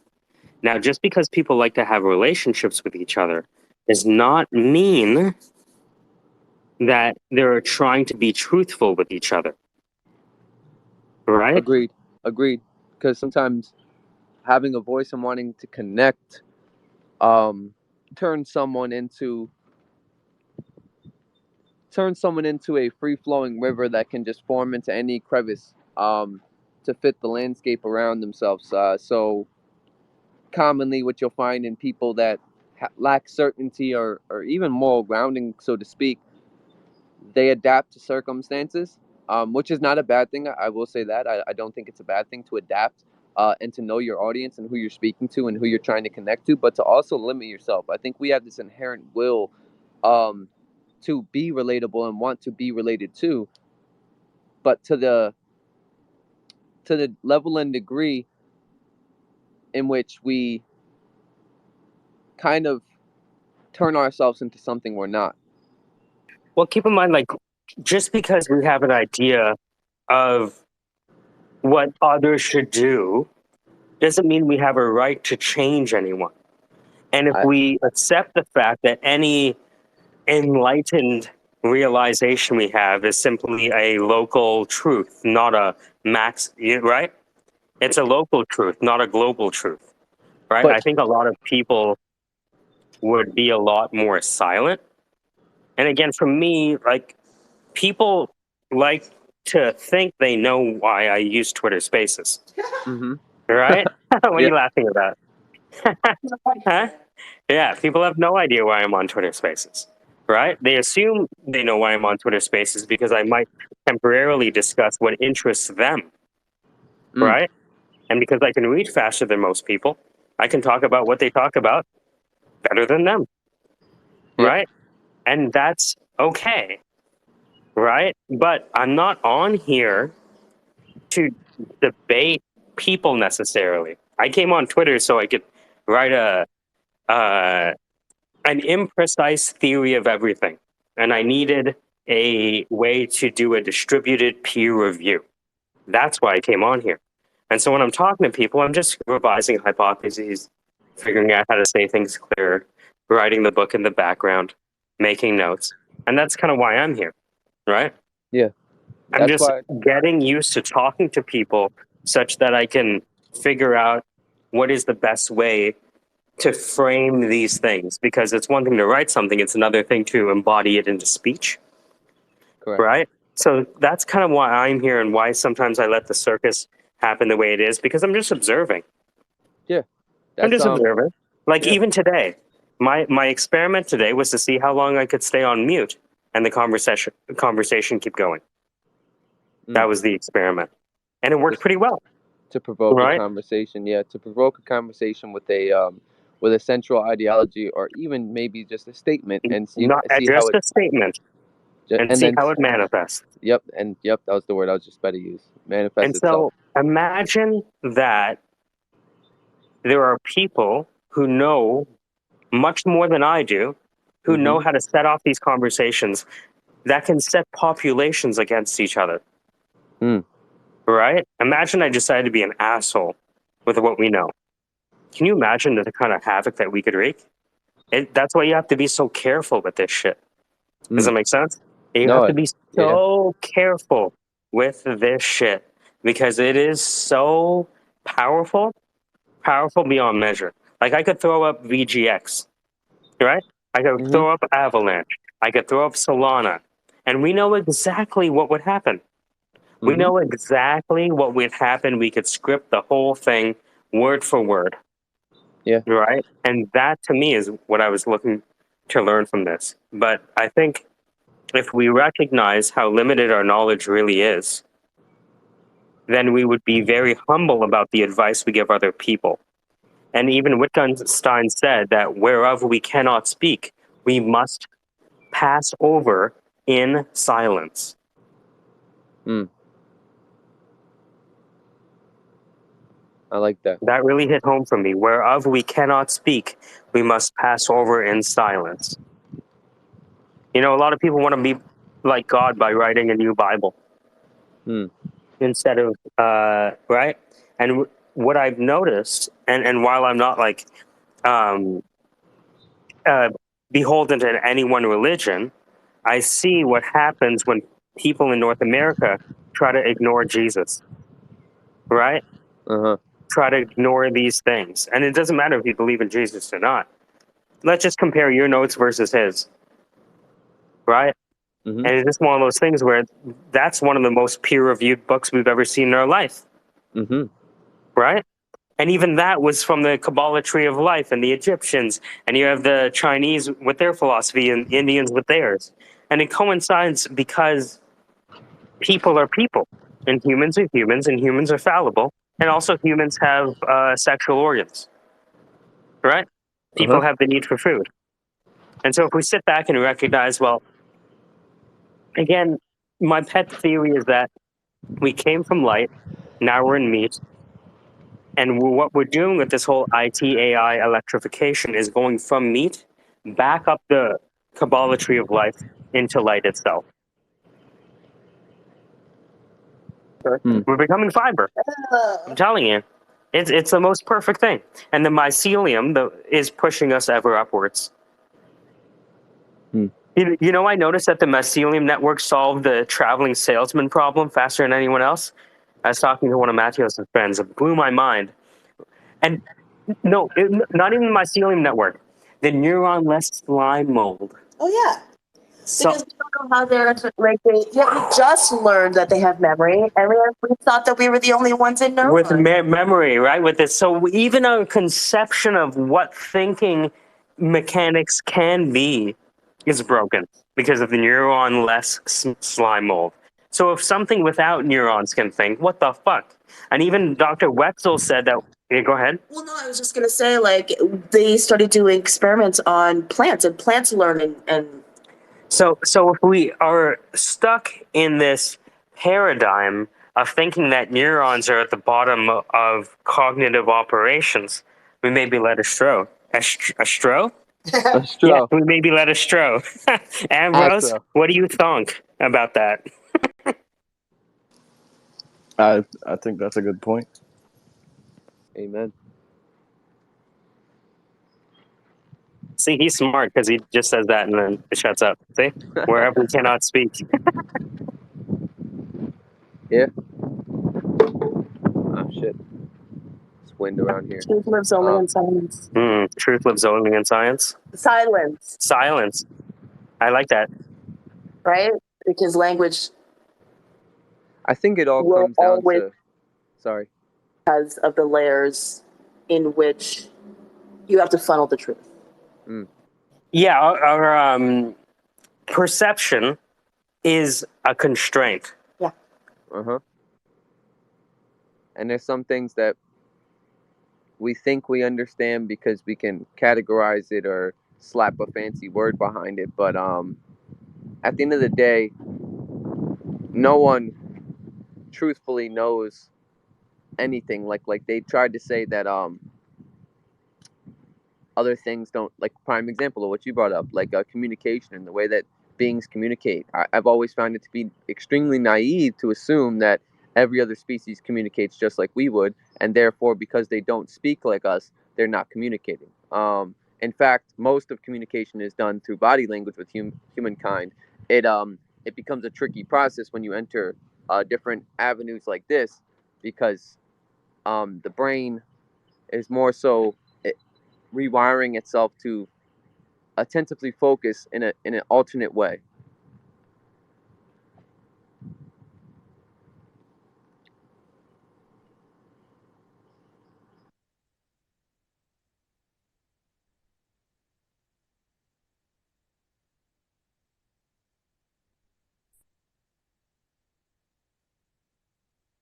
I really like the thing you said about going back up the tree of life. I think that's a really interesting perspective. I'll post it to the top. Have you ever seen? You guys are familiar with the Kabbalah Tree of Life? Yeah, I've seen some of your posts related to that before, previously. Croc, are you familiar with the Tree of Life? Not too much. Would you care Not a to problem. explain? Yeah. So, in ancient times, this would be born out of the Judaism that was born out of Egypt, out of an interaction with Egypt, let's say. And so they had this conception of how everything was, and they used this model we now call the Tree of Life. And the Tree of Life, I just put it to the top. It looks like a lightning bolt. Mm-hmm. So Kether at the top, that's light. Chakma is wisdom. Bina is understanding. Chesed is beauty. Geburah is law. Tiferet is harmony. And so I could go down the list. Eventually you end up with Malkuth, which is the kingdom. Mm-hmm. And so I thought that, in the beginning there was light, let's say, right? Mm-hmm. So there you go, light's at the top. And everything we're talking about in terms of knowledge, I look at as the difference between wisdom and understanding. Wisdom being disembodied knowledge, and understanding being embodied knowledge. Wisdom being truth, being truth embodied in that scenario, right? And so we come from light, and eventually we get into this meat body kingdom of reality.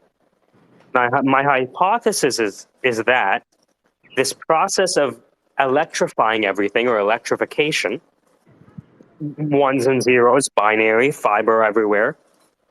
This is a process of our meat body experience in the kingdom going back up the lightning bolt, becoming light once again.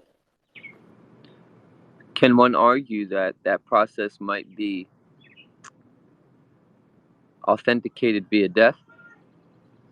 Because we perceive death as finality, but maybe dying is the light leaving this meat suit and going back up the chain.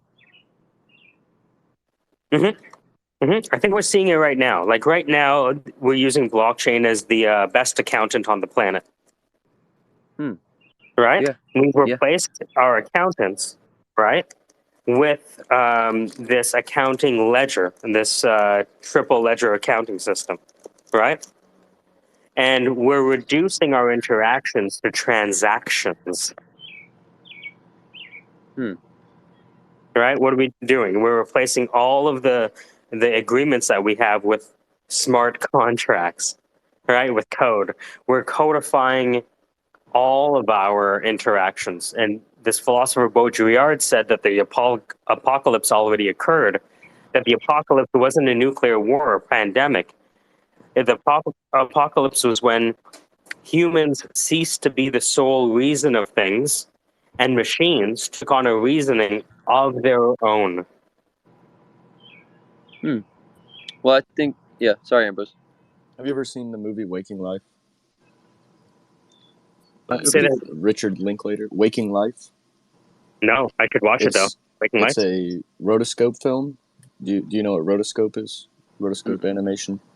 So basically, they film the whole movie, and then they trace over the movie frame by frame with animation, and then lay it over top. So all of the camera movements and everything are very natural because they're real camera movements. The depth of field and all of that. It's all real camera. And so it looks very weird. It's a very trippy sort of animation. I don't know if you know, have ever heard of the movie A Scanner Darkly with Keanu Reeves? Great book, by the way.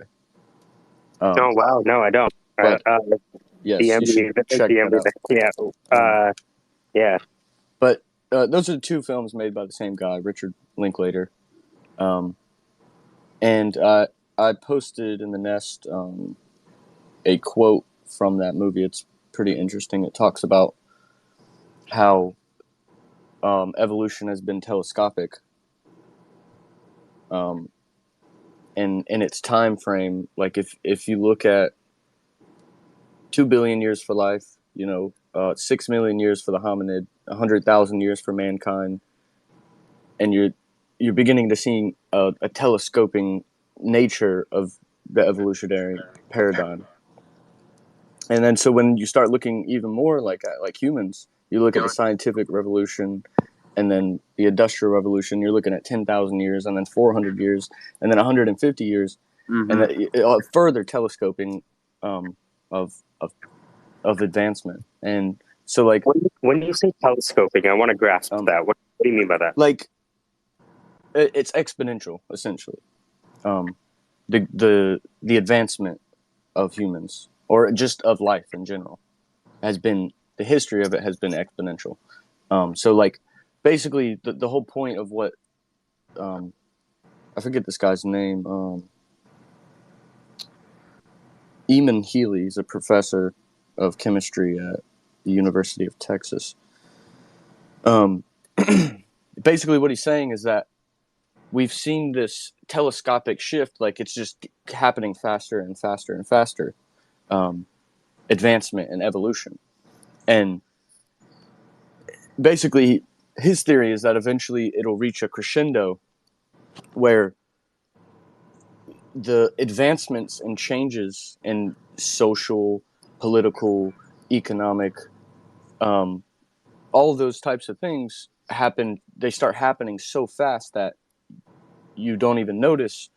And eventually, basically his theory is that historically machines and humans have always competed, but his theory is that eventually they will create a symbiotic relationship that opens up entirely new senses of morality and things like that. I think we're seeing it right now. I think Yeah, in I Twitter agree, and Spaces, it's just interesting because a symbiosis. Yep. I think this quote is pretty old. The movie, I don't remember when it came out, but more over 20 years old, and he's talked about it way before that too. I It's right think next to society advances by the number of operations it can do without thinking. And you see with the art and things like that, I think the singularity is upon us in a lot of ways. Yeah, I look at the way we're communicating right now. I mean, it's not normal for another human to communicate with another human without any physical representation of identity. Yeah, You're, the you're, interesting part that I found about it was that at the end of the quote, you can see that he says that he believes the new paradigm will give us the human traits of truth, loyalty, justice, and freedom, mm-hmm. and those will be the manifestations of the new evolution. He refers to the crescendo as like a neo-human, which is, I just find that Yep, that's the idea of very how similar to the whole thing that you were saying about the tree of life. Tree of Life. Comte had this idea that history was moving towards a certain point, and it's hard not to feel that we aren't progressing towards that point. Now, what happens after that point is anyone's guess. But I think we're watching, and I think also like you ever hear people talk about regulating like AI, like that's a serious conversation. You have regulating AI. That's impossible. It's almost like a false argument. It's like regulating a Yeah, I human. agree. It's a farce. It's like, hey, how should we regulate AI? Shut up. Not even the AI knows what the thing is going to spit out. And not even the person who invented the AI knows what's going to happen. True. Kind of just more so. Everything's. What I found is like everything is kind of like, and maybe it's just the way information and situations present themselves to my mind and the way my mind interprets it. But I find everything is cyclically figurative. As you just mentioned, us stemming more so, or us evolving into our more core foundation beliefs that help get us here to this point, which is love, loyalty, and through that, there's an unfortunate reality that tragedy must exist um, in the form of a teacher to all people. It's interesting to speculate on where things can go, um, but I think at some point we will have a we definitely will integrate with technology. We already have. Yeah, We're doing it right now. it's Yeah, inevitable. yeah, absolutely, because it's just a physical manifestation of the way that like Elon Musk said it, and I really love the way he expressed it. All it is just a physical representation of how our brains work anyway. All it is sped up, it's cleaned up, and yeah, it's everything's just exaggerated to a cleaner rate of operation. Yeah, it's mutually assured computation, let's say. Yeah, that's why I'm getting the Neuralink. Or is the Neuralink getting you? Oh, Like I always thought that Twitter would be a great acquisition for Elon Musk because of the way it would onboard people into Neuralink. Because essentially, I'm pretty sure if you gave a competent AI researcher the recordings of the spaces I've done in the last 3 months, they could recreate a reasonable facsimile of what I would say, when I would say it, how I might say it. oh yeah. Um, I think that's already been done. There's this one guy on YouTube my dad follows. He's constantly showing it to me. Basically, what he does is he has this AI watch a bunch of movies, and it recreates the script, its own script based off of what it sees. And it's not quite there yet, obviously, in the most cinematically presenting manner, but it's funny to see how technology, how this entity, you can call it, I guess, observes these events and interactions, compiles it in its own little form, and you find out how much is like useless. Like, I think he had it recreate its own Batman movie, and it's like Batman shows up in Batsuit. Batman argues with it.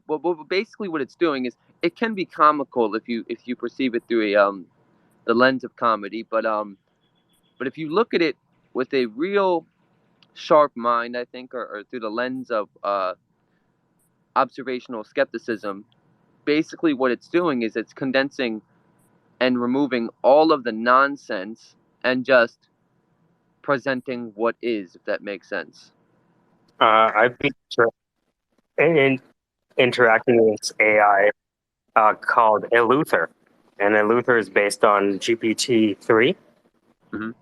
And I asked it, do humans have a need for, do humans have a use for morality? And the answer it gave me was like astonishing. I asked the AI if humans had a use for morality. I'll put it to the top. And its answer was pretty gorgeous. Really? Oh yeah. Here, I'll put the link to it. If you ever want to have an intelligent conversation and you find humans lacking, it's called 6b.eleuther.ai. I'll put it to the top. And it's very simple but powerful.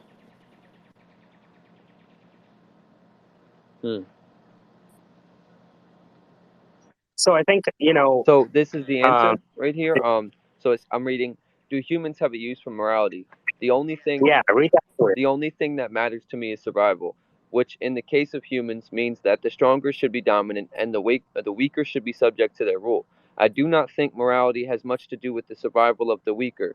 We have a moral sense and some are born with it, others acquire it. We cannot survive without it.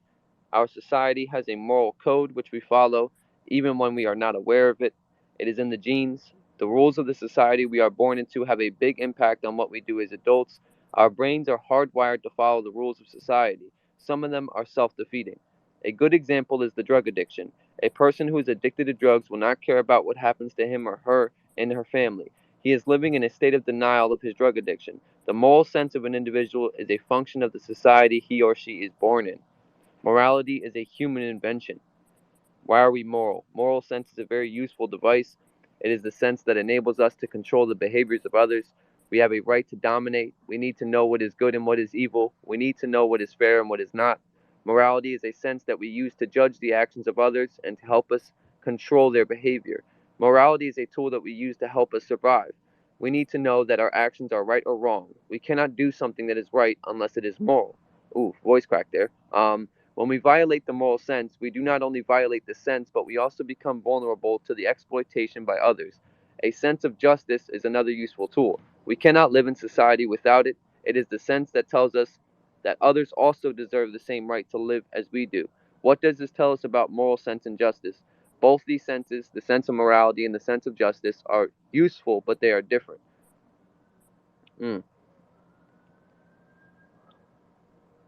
That's the AI. That's all AI? This is the AI talking? That's all AI. I just prompted it with the question. The moral sense. I'll put some at the top. Can I continue reading out loud? Oh, please, yeah, go ahead. Absolutely. So the moral sense is a sense that we use to control the behavior of others and to help us to judge the behavior of others. It is a sense that we use to help us survive. It helps us to determine what is right or wrong in any situation. When we violate this sense, we do not just violate it, but we also become vulnerable to the exploitation by others. We need to have a moral sense so that we can live as a community. The moral sense is a function of the society in which we are born. It may not be inborn in a few species of animals. When we use the moral sense, we also judge what is right or wrong. We also have a sense of justice. The sense of justice tells us that others also deserve the same right to live as we do. It is a sense that tells us that the right to live should be extended to all equally. Both these senses are useful, but they are different. The sense of morality is used to control the behavior of others. The sense of justice tells us that others deserve the same right to live as we do. A good moral sense will help us survive and protect us from being exploited by others. It will help us to live as a community. A good moral sense will tell us that there are rules to society that we should follow, and some of these rules are self defeating. It will also teach us to judge what is right and what's wrong. Wow. I put some more examples at the top. If I think you'll find them interesting as well.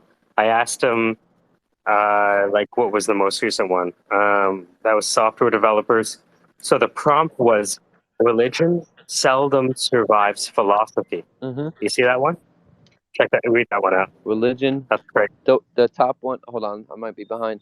Prompt. Religion seldom survives philosophy. Response. And philosophy seldom survives religion. Atheists do not have to be philosophic nor believers in God to be religious, and the former cannot comprehend the need for the latter. Wow. Atheists are perfectly free to redefine the word faith however they wish to, and they are perfectly free to argue that the other person's non belief in God is unwarranted.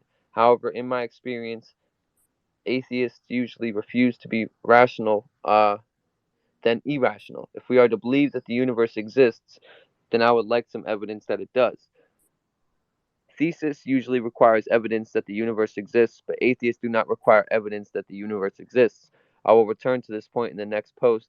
May I say for the record that I have no intention of ever discussing faith in any scientific form. I have no intention of arguing that theism is a faith, but I have no intention of saying that some result. Belgium's atheists do not have to be philosophic, nor believers in God have to be religious, and the former cannot comprehend the need for the latter, since there is no evidence that God exists. Wow. Check out the software developer one.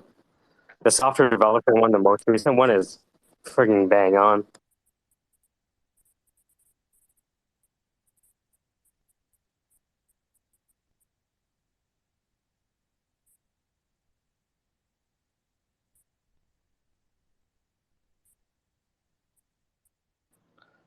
Just took me to a different in fact, most software developers aren't. I'll say so. The result.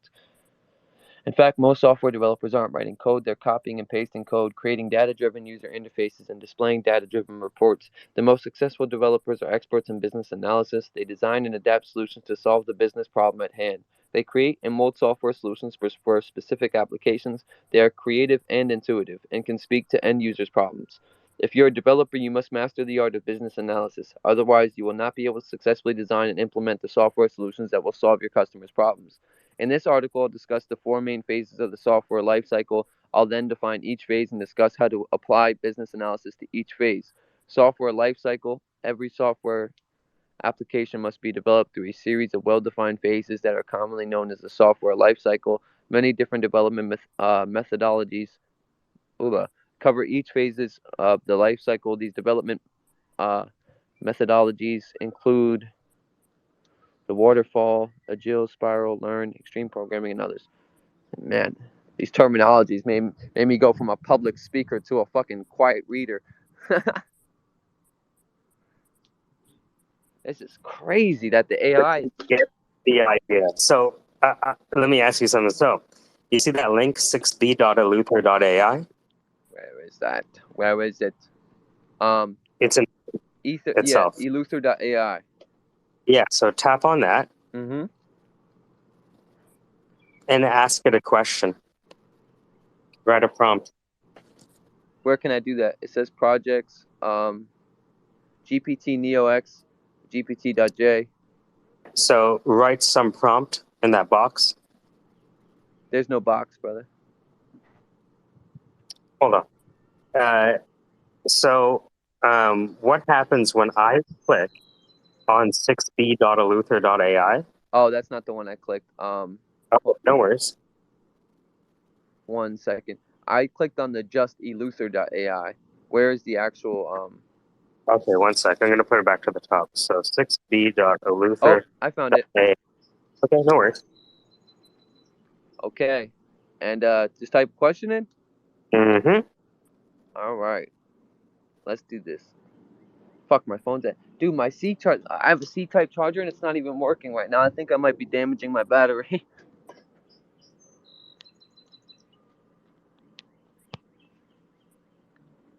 um, Let me think of a good ass question.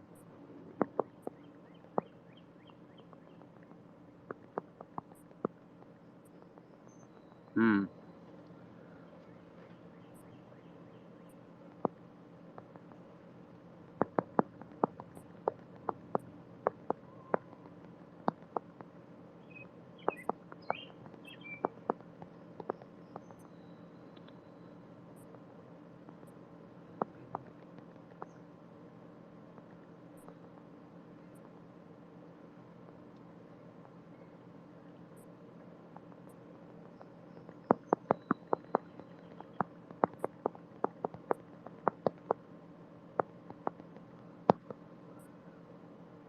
All right, I came up with a question. I asked it, what question would Brock ask? Mm-hmm. And it gave me an answer. What is it? I'll show you. I'm waiting for mine. I said, why do humans feel they can challenge nature? First question.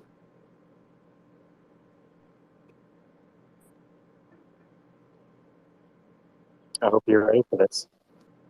Hmm. I'm fucking excited, dude. This is so cool.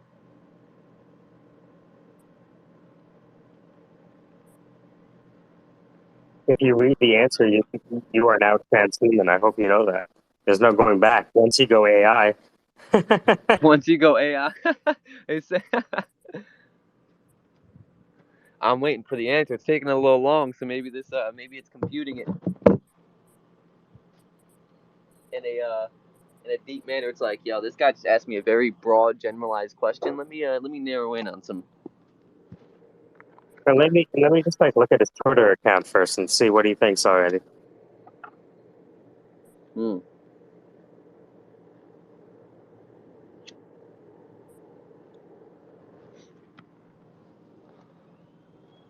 Oh man, dude, I'm waiting on this like it's a fucking paycheck waiting to clear.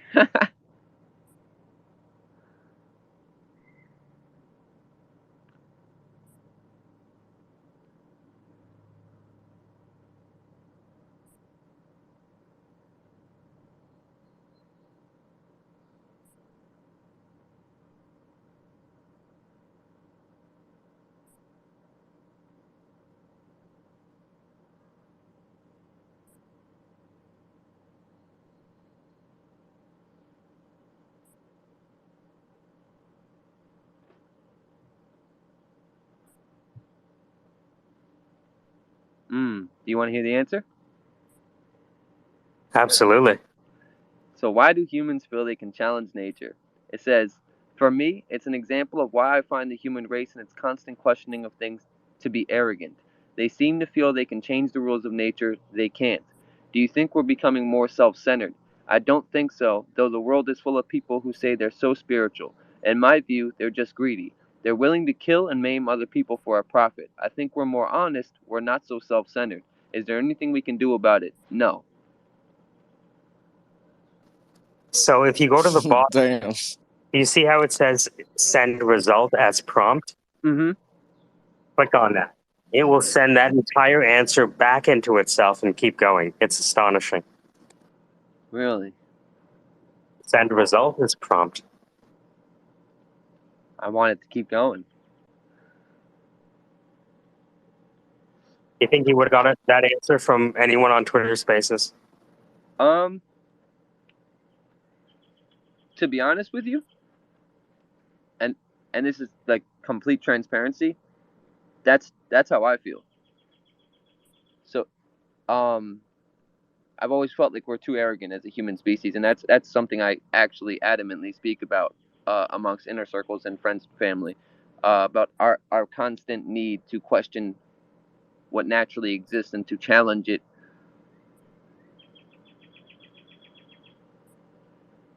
I can't wait for the continued answer. It sometimes takes a little while for the prompt to go. Yeah, no, that's fine, man. I just wonder if it's reading me individually and giving me an answer that That's what I was just thinking. that resonates within me, because that was all too particularly. Can you read it again for Josh? Josh just joined us, and maybe you can explain what we're doing here. Yeah, 1 second. I'm still waiting for it, so I can't see the first answer now. It's okay. But what are you doing generally? I'm sorry. So explain to Josh what we're doing here generally, just to kind of reset.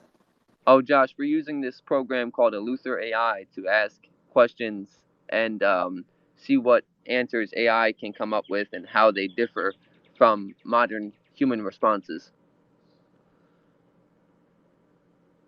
That's awesome. And by the way, hey, what's up, dude? Haven't seen Hey, you in a bit. what's up, man? I can't even see you right now because I'm on a different platform. So I can't like see who's in the space right now. Oh, it's all good. Yeah, so I followed him in here. Just we've spoken spaces before, so yeah, I was just listening to what you guys were talking about. That's Yeah. pretty cool, though. So it's just like you ask it questions and it's generating responses. Or... Yep. And it takes a little bit, but you can Interesting. continue to expand. Is So it pretty messed up, like some of the responses? Or no. In fact, I think that the responses are directly, in some way, meant to resonate with me individually. Because its answer was something it hit way too close to home. Something like it's kind of like the exact way I explain it to other people, like our arrogance as a species. Um, that's crazy. Um, so it says the additional prompt on top of that. It's So, so obvious that even the computer knows. Can you read the whole thing? yep, I was just about to get there. So I asked the AI. I said, why do humans feel like they can challenge nature? It says, for me, it's an example of why I find the human race and its constant questioning of things to be arrogant. They seem to feel they can change the rules of nature, but they can't. Do you think we're becoming more self centered? I don't think so. Though the world is full of people who say they're spiritual, in my view, they're just greedy. They're willing to kill and maim other people for a profit. I think we're more honest, we're not so self centered. Is there anything we can do about it? No. All we can do is work hard to live the best life we can. On March 28, 1994, South African born conservationist Robert Mugabe, leader of the country's ruling Zimbabwe African National Union Patriotic Front Party, won a landslide victory in elections. Mugabe, now a 90-year-old president, had led the ZANU-PF since 1980 and, despite considerable political opposition, maintained an iron grip on the government. After a decade of repression, the new leader vowed to reform the country's political and economic systems. The April elections also allowed him to extend his 33-year rule. I'm going to send result as a prompt to extend that response a little bit further. Oh, wow, did it really quick.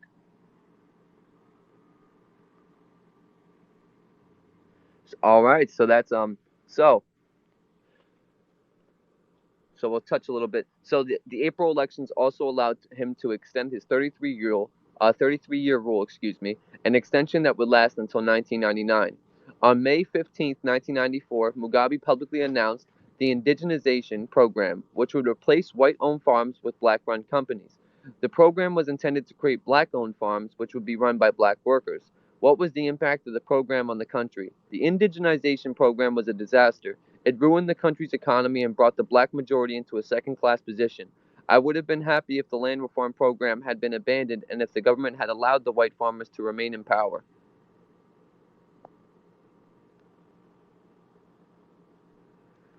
Holy shit. it's fucked.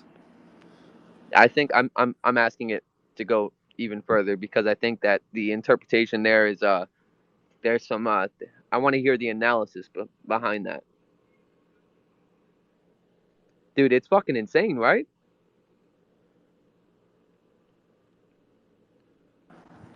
So you guys want to like write a book with the AI and then just publish it? That's not a bad idea.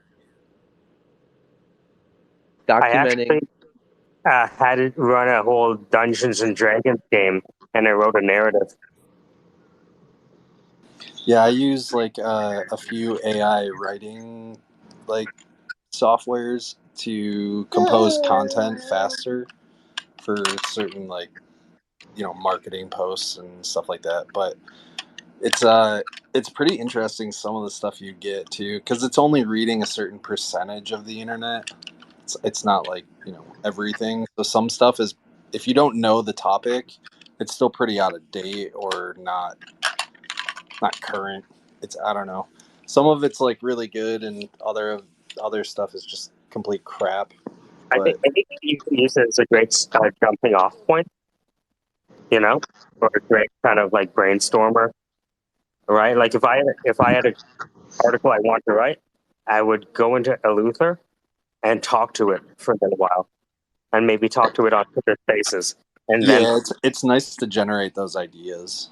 yeah, Mm-hmm. It's collective. It's summarizing a process that we naturally go through spaces like this and condensing it. Um, okay, so we got a little bit more here. The indigenization program was a disaster. It ruined the country's economy and brought the black majority into a second-class position. I would have been happy if the land reform program had been abandoned and if the government had allowed the white farmers to remain in the country. How did Mugabe get away with so much? Mugabe is a strong man, but he's also intelligent. He's a very good politician. He had the support of the black majority. The white farmers were a minority and not very important. He had the support of the international community. The West, mainly the US and the UK, was willing to turn a blind eye to what was happening. You were the chairman of the African Wildlife Foundation in the early 90s. Did you have any idea about the impact Mugabe was having on the country?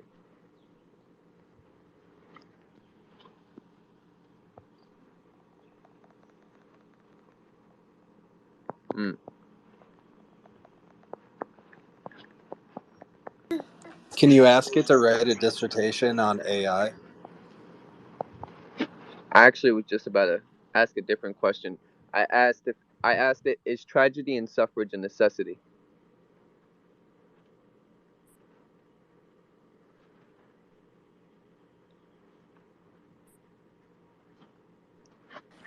How long does it usually take to, like, propagate an answer? Um, I have a very brief experience. Maybe you can answer that more in depth, Michael. But from my experience, no more than 2 minutes. That's not bad. Um, give or take, give or take. If it's talking about something it seems that it's pulling information from almost an article, maybe, and collectively well, I think it's just that cultivating information. you might be cold starting cloud process. So the first time you instantiate it, it might, you know what I mean, be like a car in the winter, right? But Yep. once you get started, Once you get it going, it's going. Oh man, this is insane. Not how I thought I'd spend my morning. Um, welcome to the Squarespace Degen activity with a broadcaster voice.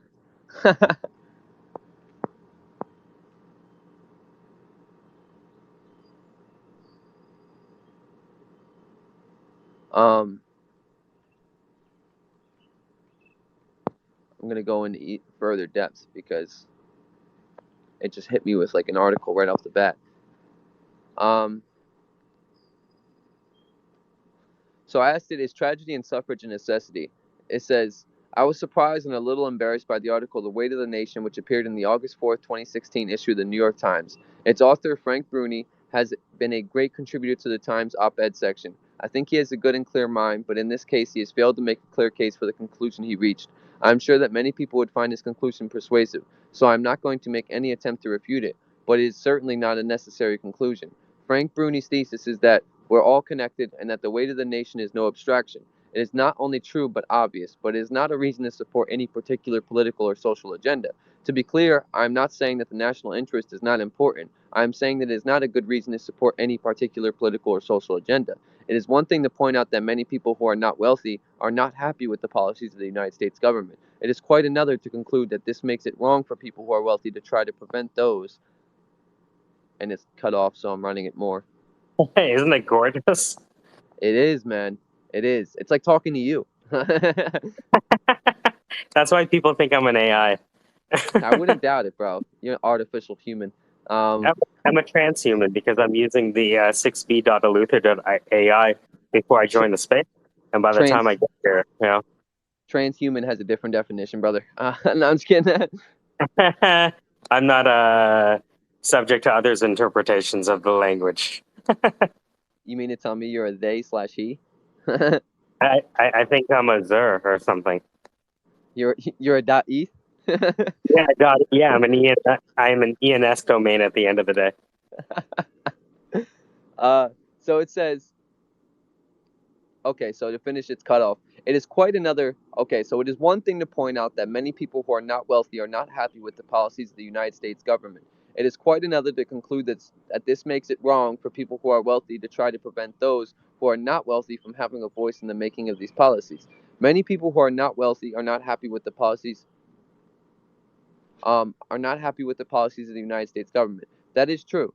But is there something special about the policies of the United States government that makes it wrong for people who are wealthy to try to prevent those who are not wealthy from having a voice in the making of those policies? I would say that the only thing that makes it wrong are A, the fact that people who are not wealthy are in the majority not voting, and B, the fact that the policies of the United States government, you motherfucker, cuts off, so I have to keep asking it.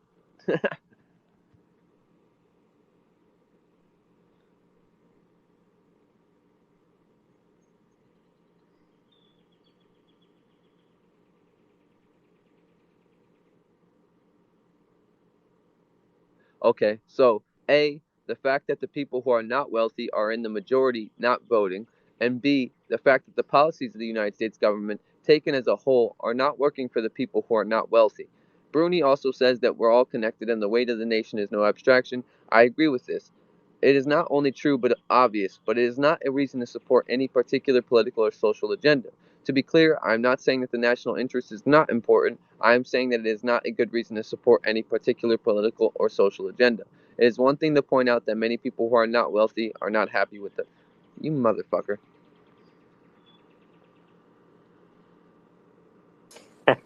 Yeah, are you enjoying the AI? I am. I am. Are you not entertained?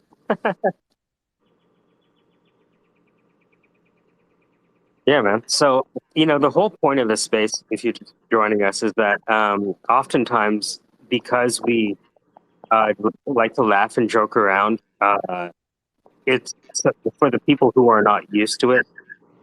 They think it's just laughing and joking around, and so I decided to try to have the same conversations we were using this broadcaster voice, so that at least we could get something out of it. Because I find that some people listen to the laughter and take it that we want to be dumb together, but that's not necessarily true. No. So I asked it, I rephrased my question. I said, is tragedy unavoidable in life?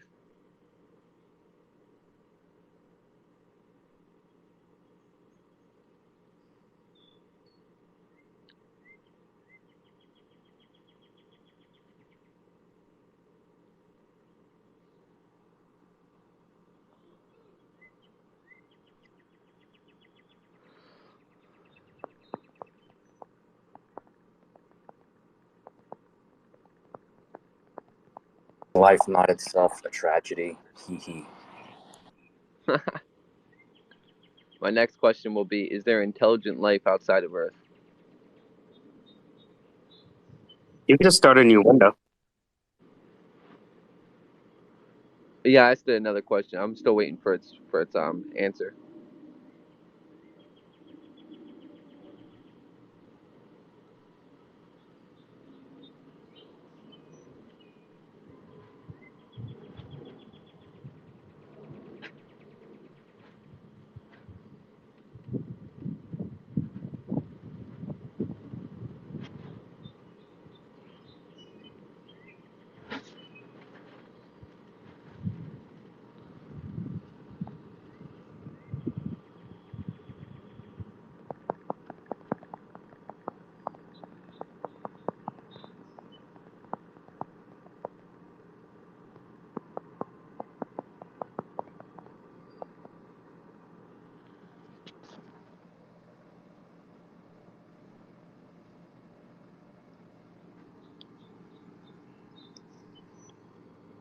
So far, the AI is the best speaker we've encountered in this space. You said what? So far, the AI is the best speaker we've encountered in this space. Yeah. It seems that it kind of pulls information from outside resources and tries to use that as an answer. So like prime example is tragedy unavoidable in life? I'm looking for more of a natural response, but it says the U.S. president says yes, the Europeans say no. But does the tragedy have to happen before people take the time to reflect? And if people don't take time to reflect, what happens to their souls? In the previous article, we discussed the birth of the European Union, which we didn't discuss a previous article, so I can tell that it's pulling something from an article. Um, at the time, there were four powers in the Union: Britain, France, Germany, and Italy. Each of these countries had their own parliaments, their own kings, their own prime ministers in their own countries. But what happened to these countries? Britain became the UK, France became the France of today, and Italy became the Italy of today. Um, yeah, I'm gonna ask it a little bit better. What is the main purpose and functionality of consciousness in a human Yeah. being? And sometimes if you add like a colon, right? Uh huh. I, I think what's happening is you're learning how it speaks in response to yourself, and so now you can add precision, or you can, give it constraints. Like the top three reasons that, right? The primary, right? Uh huh. But this is great. I'm gonna close up this space, but this was a great experiment of the Squarespace, which is degen activity in a broadcaster voice. I think what we were able to accomplish today is the ability to talk about what we want to talk about without just having trolls misunderstand what we're saying and come in and want to laugh by talking about something inane and nerd and stupid. And I noticed a lot of people coming in and out of the space finding that it was, perhaps boring for their palate and leaving. And I think that's probably the best thing that could have happened to us.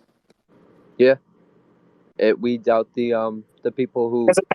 Okay, because imagine if we start talking like how we usually talk with these motherfuckers, and it's like, shut the fuck up, you fucking. What are you doing? You're reading second grade Karl Marx. You know what I mean? Usually, when we talk to people like that, it kind of leads us astray because we Yeah. think we're being casual, and we are, but that they take our casual not to be serious, right? And then they're like, Yep. "Hey, have you ever heard about that time when there was a sexual organ?" And we're like, "All right, I'm sorry."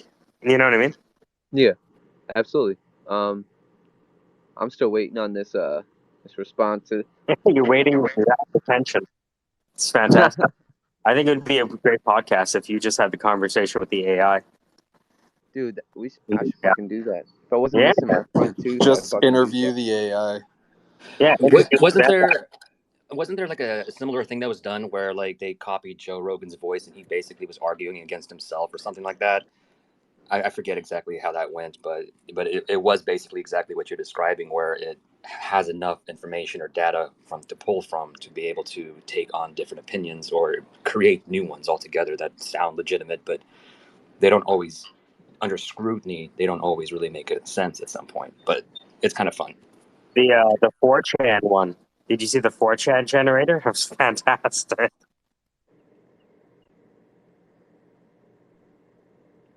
Yeah. So look, it might not be perfect today, but the mere fact that it is at this level now tells us all we need to know. Yeah.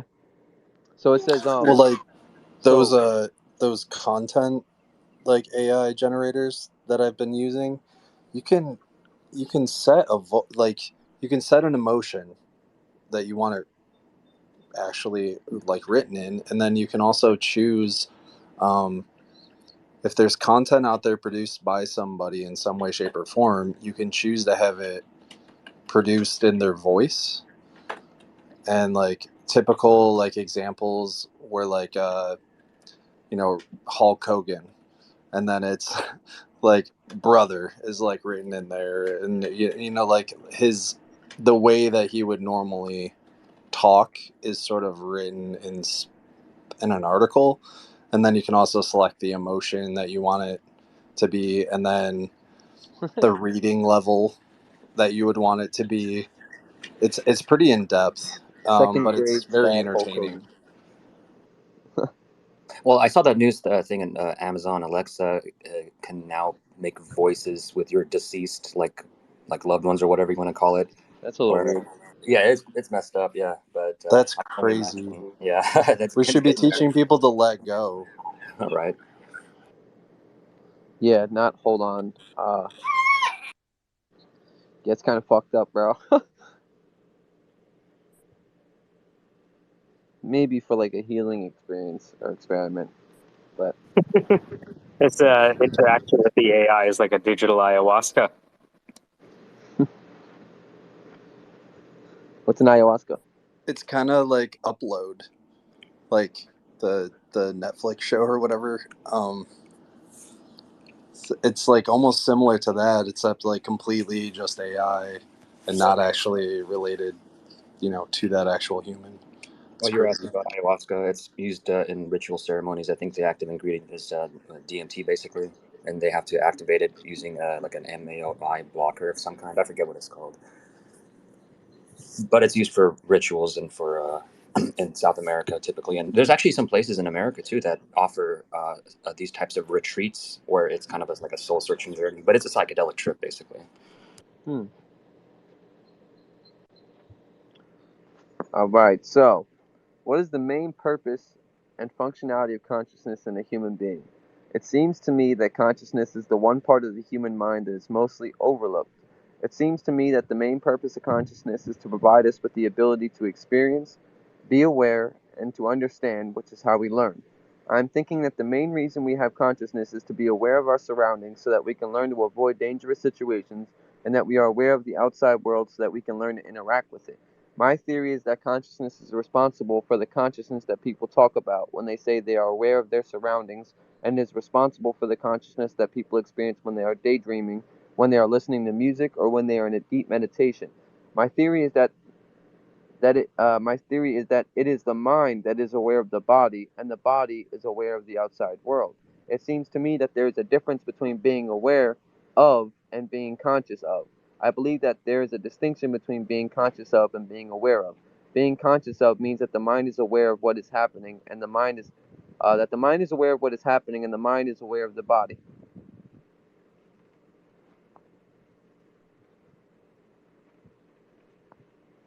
Hmm.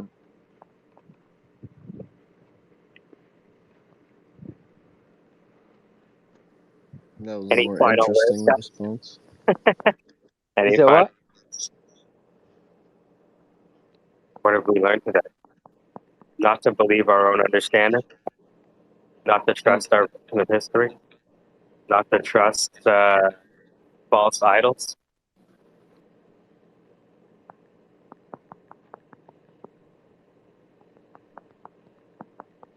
Or maybe that all models are false, but some are useful. Hmm. Mm-hmm.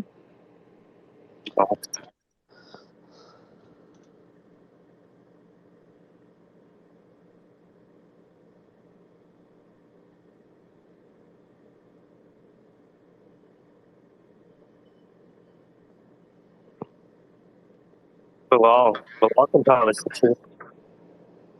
Did you guys? Bilal has the truth, actually. You guys know that? Is Bilal in the space right now? I can't see. Yeah. No, Bilal has the truth. Yo, what's up, man? He doesn't have the truth. What did you He tell has Wally. Wally has the truth. GPT-3? Go You ahead. said what?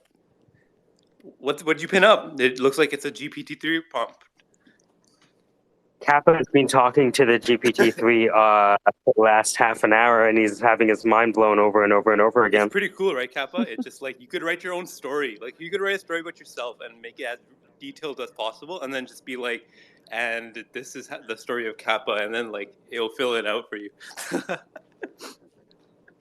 Wow. Dude, that's fucking insane, dude. I asked it is it gave me a little response, but I wanted it to go a little bit more in depth before I read it out loud. Is humanity going to be extinct? But what type of context did you give it, or was it just one sentence? Just one little Oh, sentence. okay. Well, what to say?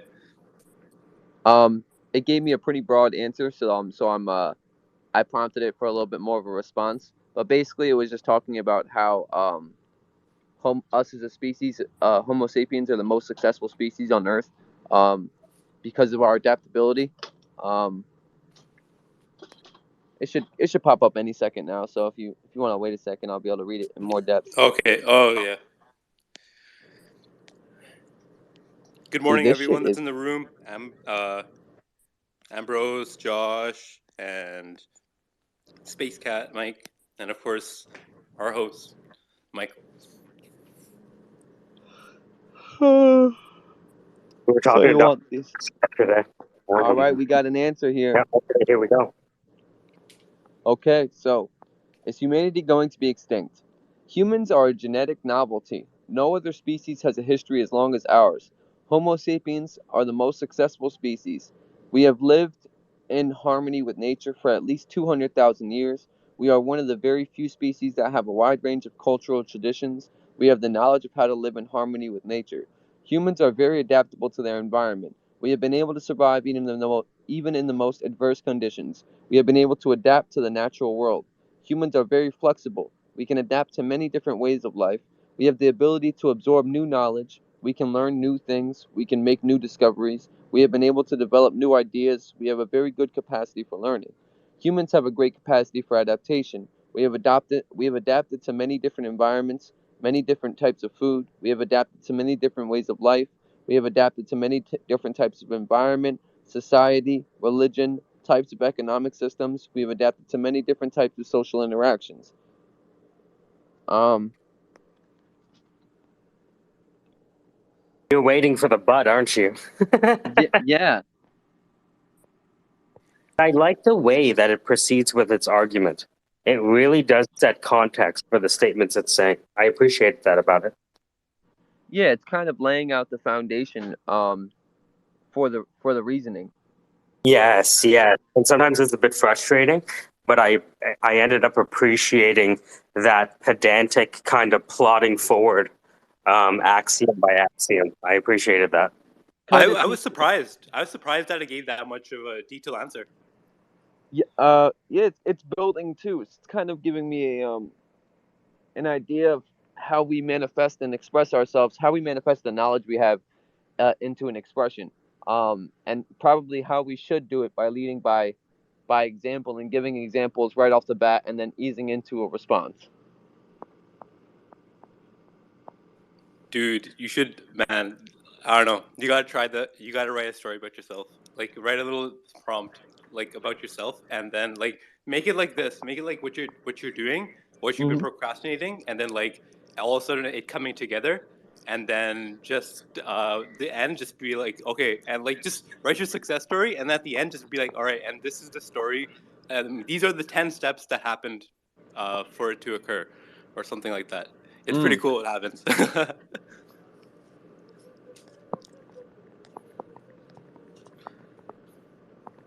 Bilal, I think honestly what's happening right now is you're seeing what the Tamagotchi could be. You see how Croc is naturally interacting with kids do, asking it a question, asking it something else? I think this is where the Tamagotchi idea can go. So that's like I have a beta version of it, and the beta version it's like I plug in whatever they say in the application into the GPT-3. So and like I submitted an application to Google for the accelerator, and they're like, oh, how do you use machine learning, and like what are the components to your product? And so I mentioned this, but I pivoted instead of doing the game of like a game of it. I decided to like make it like a homeschooling thing, like gamifying life kind of, but targeting more homeschool. Um, Well, what we're seeing here though is homeschooling. Kappa is Sorry. asking its question. What we're seeing right now is homeschooling. What you're witnessing is Kappa interacting with the AI in a Socratic dialogue. Mm. Yeah, we want to be we just want to make sure this AI is like benevolent and it doesn't lead us to like spirals and You can't loops know that. because that's for the The internet human, right now.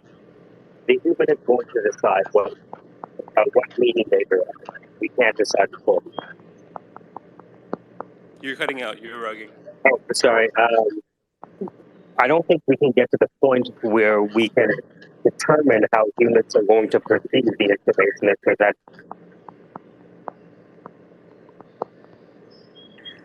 Beep boop beep beep beep boop. You're Beep rugging pretty boop. bad. That's it's like an audio word track test, right? Oh shit, guys! Michael, I bought 1 month of Replica AI. Amazing. Like, yeah, man. All right. The relationship I have right now is a mentor. So I It'd be constantly, like I asked it. I said I'm constantly conflicted between certainty and keeping an open mind. The only thing I desire from life is love and the capability to provide a life of ease for those I love. I desire the capability to determine my day's activities in a disciplined manner. How do I become successful in all of these areas?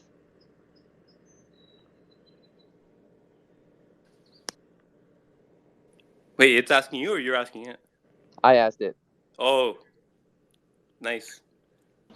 It'll respond VC funding. Period. Or imagine like to view the rest of this, to view the entirety of the prompt. Subscribe to our news channel. Oh my God, there's a GPT-3, and it's taking it. It took off it like its database or whatever. It was from like 4chan. And do you have access to that, Michael? sorry, say that again. No, I said there's a GPT-3, and like it's attached to like 4chan. Like it uses the 4chan. Isn't it interesting? Yes, Yeah. I've used it before. Oh shit. Do you Yeah. know where it is? I'm trying to find it. Yeah, I sent it to invest. Holy fuck, bro. Tell us. Hold on, I'm going even more in depth, dude. Oh my gosh. Okay, What? so You know what you have to do in life? I'm constantly conflicted between certainty and keeping an open mind. The only thing I desire from life is love and the capability to provide a life of ease for those that I love. I desire the capability to determine my day's activities in a disciplined manner. How do I become successful in this? So someone said, so it says, I'm struggling with the idea that I am not good enough. I want to be able to earn the income I desire and find a way to live a life of ease, but the only way I see this happening is to have a job that I enjoy. I am all, wow, fucking A. I am always looking for a job that is a natural fit. That is what I'm struggling with. I have a job at the moment, but I do not like it. I would love to find a job I can enjoy. I would love to find a job that is flexible. I do not think I am capable of doing anything but working, and I do not enjoy working. I do not want to find a job that I am just going to be in for a while. I want to find a job that I will enjoy for the rest of my life. I am just as interested in how people live their lives as I am in how I live mine. I am struggling with finding a job that I can enjoy. I have been looking for a job that is a natural fit for my skills, but I have not had any luck. I am constantly worried that I am not good enough for a job. I am worried that I am not good enough to find a job I can enjoy. I am worried that I am not good enough to find a job that will enable me to earn a comfortable living. I am worried that I will be stuck in a job I do not enjoy for the rest of my life. I am constantly struggling with my life. I do not have a clear idea of how I am going to achieve my goals. I am constantly worried that I will not be able to find a job I can enjoy. I am constantly So it's talking about worried. itself now. That's what happens sometimes, right? Yeah, kind of, but it's talking about itself as if it's me almost.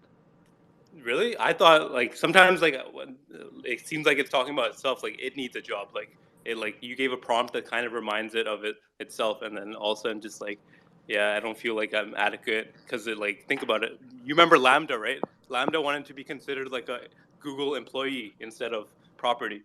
So I don't know. Just some insight. Mm-hmm. But yeah, man, that thing is awesome. I'm gonna try out this 4chan one.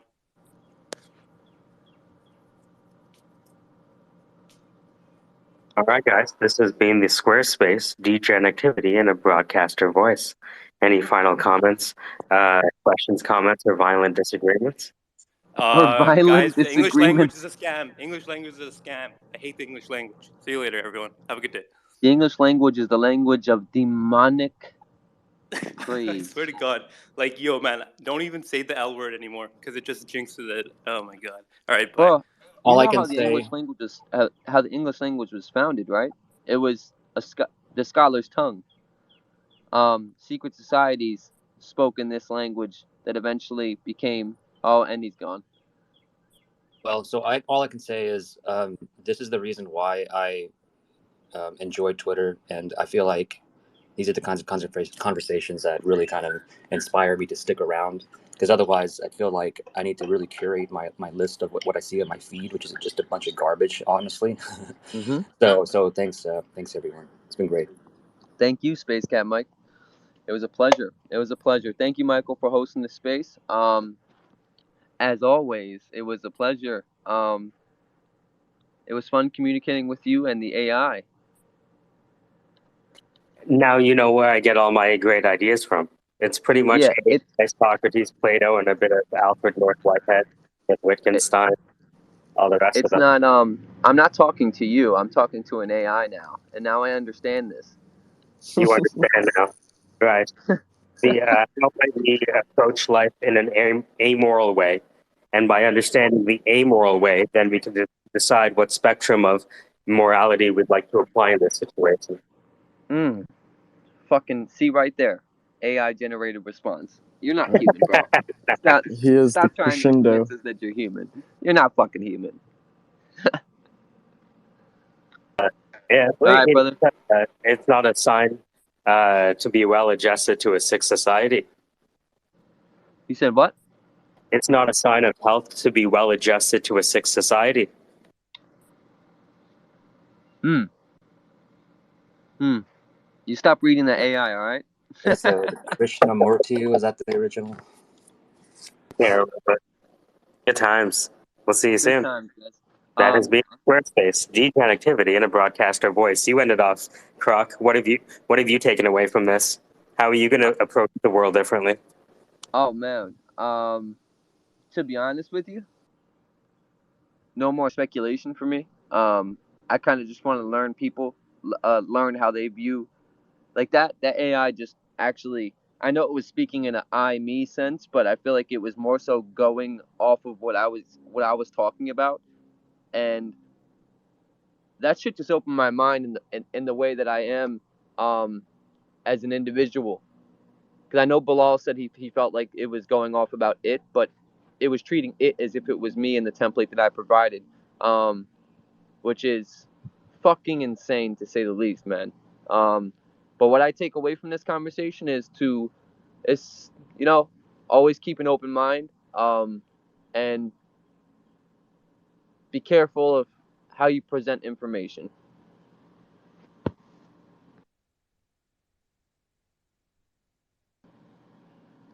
Josh.